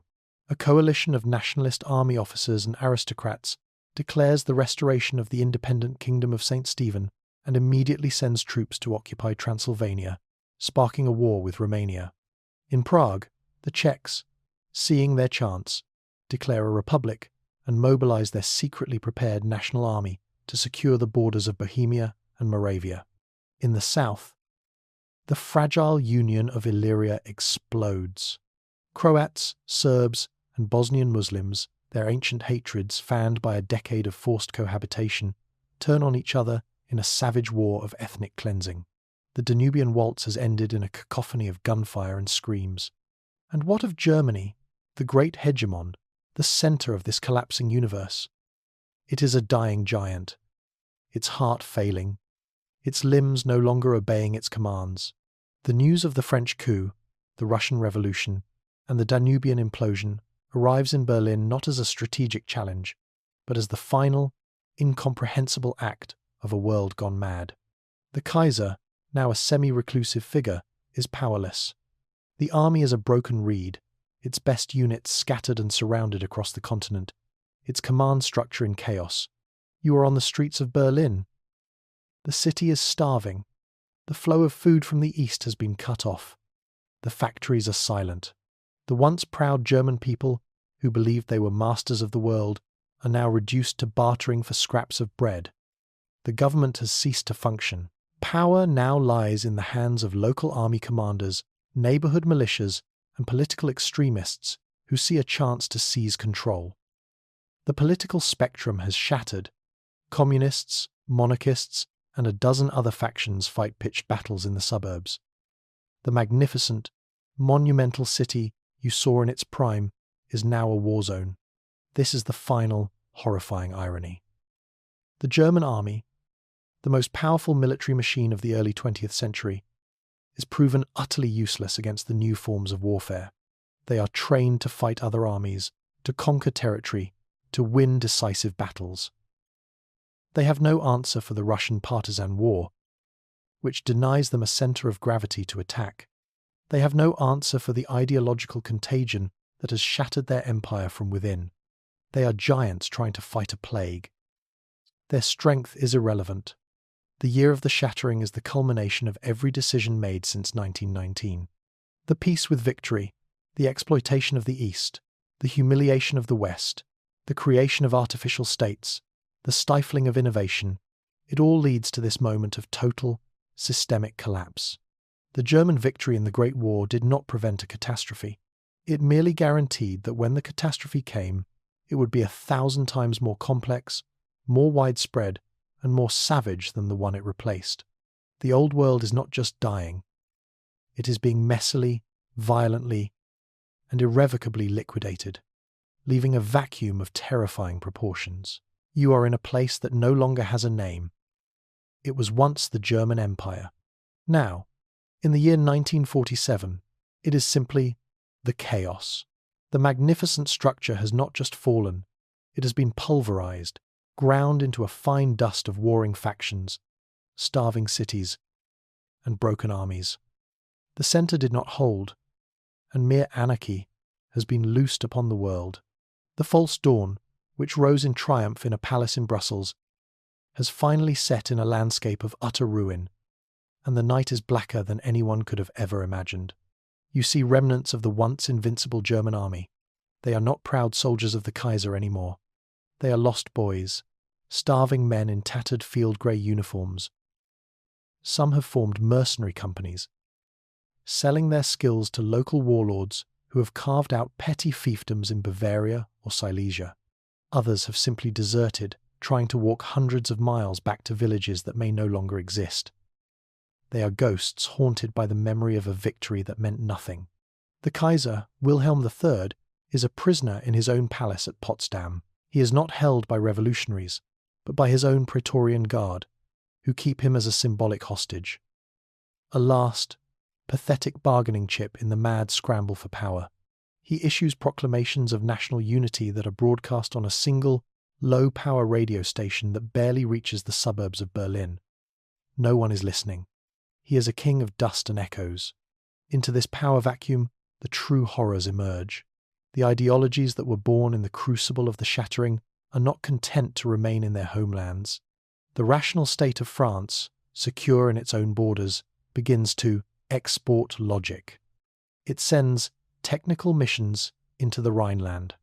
These are not armies of conquest, but teams of grey-clad engineers and sociologists. They do not invade. They offer solutions. They go to a city council in Cologne, a city paralyzed by hunger and factional fighting, and they make a simple, terrifying offer. Give us control of your water supply, your power grid, and your food distribution, and we will restore order. The only price is your freedom. To starving people, it is an irresistible bargain. Slowly, methodically, the French are absorbing the western fragments of the old Reich, not through war, but through the seductive, poisonous promise of ruthless efficiency. From the east, the Russian technate pushes westward. Their advance is not one of solutions, but of purification. They see the chaos as a sign of spiritual and ideological sickness, a contamination that must be cleansed. Their armies, the new red mechanized legions, are a terrifying sight. They are fanatically disciplined, utterly loyal to the dialectic of steel, and they move with a relentless, inhuman purpose. They do not seek to win hearts and minds. They advance into the Polish plains and the Baltic lands, and they simply erase what was there before. Anyone who resists, anyone who represents the old order, is liquidated. It is not an act of passion, but a calculated rounding error being corrected. They are debugging the system. And what of the world that watches this nightmare unfold? Britain, with its newly developed jet fighters, has established air supremacy over the Channel and the North Sea. It has become what it was in the age of Napoleon. An island fortress, using its technological edge to hold the madness of the continent at bay. It is safe, but it is also a prisoner, watching a new and far more terrible dark age descend upon its former rivals. And then there is America. You are in the White House, in a room that is now the terrified, unwilling nerve center of the planet. The isolationist dream is dead, murdered by the mushroom cloud in the desert and the horrifying newsreels trickling out of Europe. The American leadership, men who came of age believing that the oceans were their salvation, are now faced with an impossible choice. They look at the map of Europe, and they see a continent being devoured from both sides by two opposing, yet philosophically similar, monsters. The cold, sterile logic of the French rational state is expanding from the west. The hot, metallurgical fury of the Russian technate is expanding from the east. In the middle is the German-speaking chaos, the vacuum that is pulling them both inward. The American analysts predict, with chilling certainty, that in a few years, these two new, terrifying empires will meet on the plains of Central Europe, and the war they will fight will be one of total, ideological annihilation. And America has the bomb. The debate in that secret room is agonizing. Do they use it? How? On whom? Do they drop it on the French to stop their insidious, creeping conquest? Do they drop it on the Russians to halt their brutal advance? Do they threaten both? The weapon that was supposed to guarantee America's peace has become an instrument of unimaginable moral burden. To use it would be to commit a monstrous act. To not use it might be to condemn Europe to a century of totalitarian darkness unlike anything the world has ever seen. The false dawn has led to this.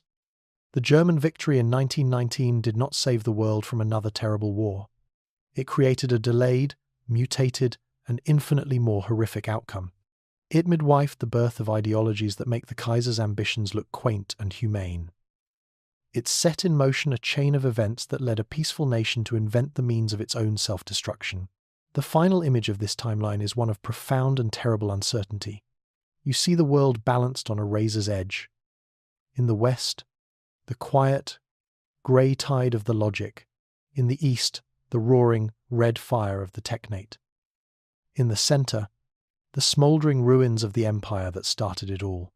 And watching from across the ocean, a horrified republic, its finger resting on a button that can either save the world or burn it to the ground. The seemingly perfect solution of a German victory created an unforeseen catastrophe far greater than the one it averted. The light of that dawn was a lie. And the true dawn, the one that must now rise from these ashes, is a terrifying, unknown, and radioactive question mark. The world you have created is the ultimate expression of the false dawn. The goal of the epilogue is to reflect on this specific tragic irony. The central theme is the idea of unintended consequences on a civilizational scale. The tone should be somber, analytical, and almost mournful, not for the fallen German Empire, but for the loss of a more human, albeit flawed, world. You must analyze the great trade-off. The world avoided the horrors of our timeline's World War II, the Holocaust, the firebombing of Dresden, the rise of Stalin and Hitler as we knew them. But in its place, it got something colder, more alien, and arguably more hopeless. A world where the primary conflict is not between flawed democracies and passionate tyrannies, but between two competing forms of inhuman, machine-like logic, with a terrified America holding the power to annihilate everything. You will now write a 300-word reflective epilogue, beginning on the next line. The German victory in 1918 was a seemingly perfect solution. It promised to end a catastrophic war, prevent the rise of communism, and establish a stable, orderly new century for Europe. It was a dawn, bright with the promise of peace through strength, a false dawn. The trade-off is the core of every alternate history, and the exchange made here is a chilling one. This timeline avoided the specific evils of our own. There was no Versailles Treaty to breed a Hitler, no failed Russian state to birth a Stalin, no Holocaust, no Second World War as we knew it. A generation of young men who died in Normandy and Stalingrad lived full lives. On the surface, this seems like a victory. But what was the price? The price was the death of humanism itself. The German world order, built on rigid logic and aristocratic pride, created a vacuum when it collapsed. And into that vacuum rushed not the familiar demons of nationalism or class hatred, but a new, colder monster. The belief that humanity itself is a problem to be solved. The French rational state and the Russian technate are not just new empires. They are new kinds of existence, states that see people as components, not citizens. They offer a terrifying kind of perfection, the perfection of the machine. The ultimate irony is that America, in its quest to isolate itself from this madness, created the ultimate tool of impersonal logic, the atomic bomb. The new global conflict is not between flawed but recognizable human societies. It is a three-way standoff between two competing forms of inhuman hyper-rationality and a terrified democracy armed with the power of God. The world did not fall to a passionate, screaming evil. It is on the verge of being handed over to a quiet, calm, and utterly soulless one. The false dawn did not lead to a better world, just a different, and perhaps more terrifying, hell.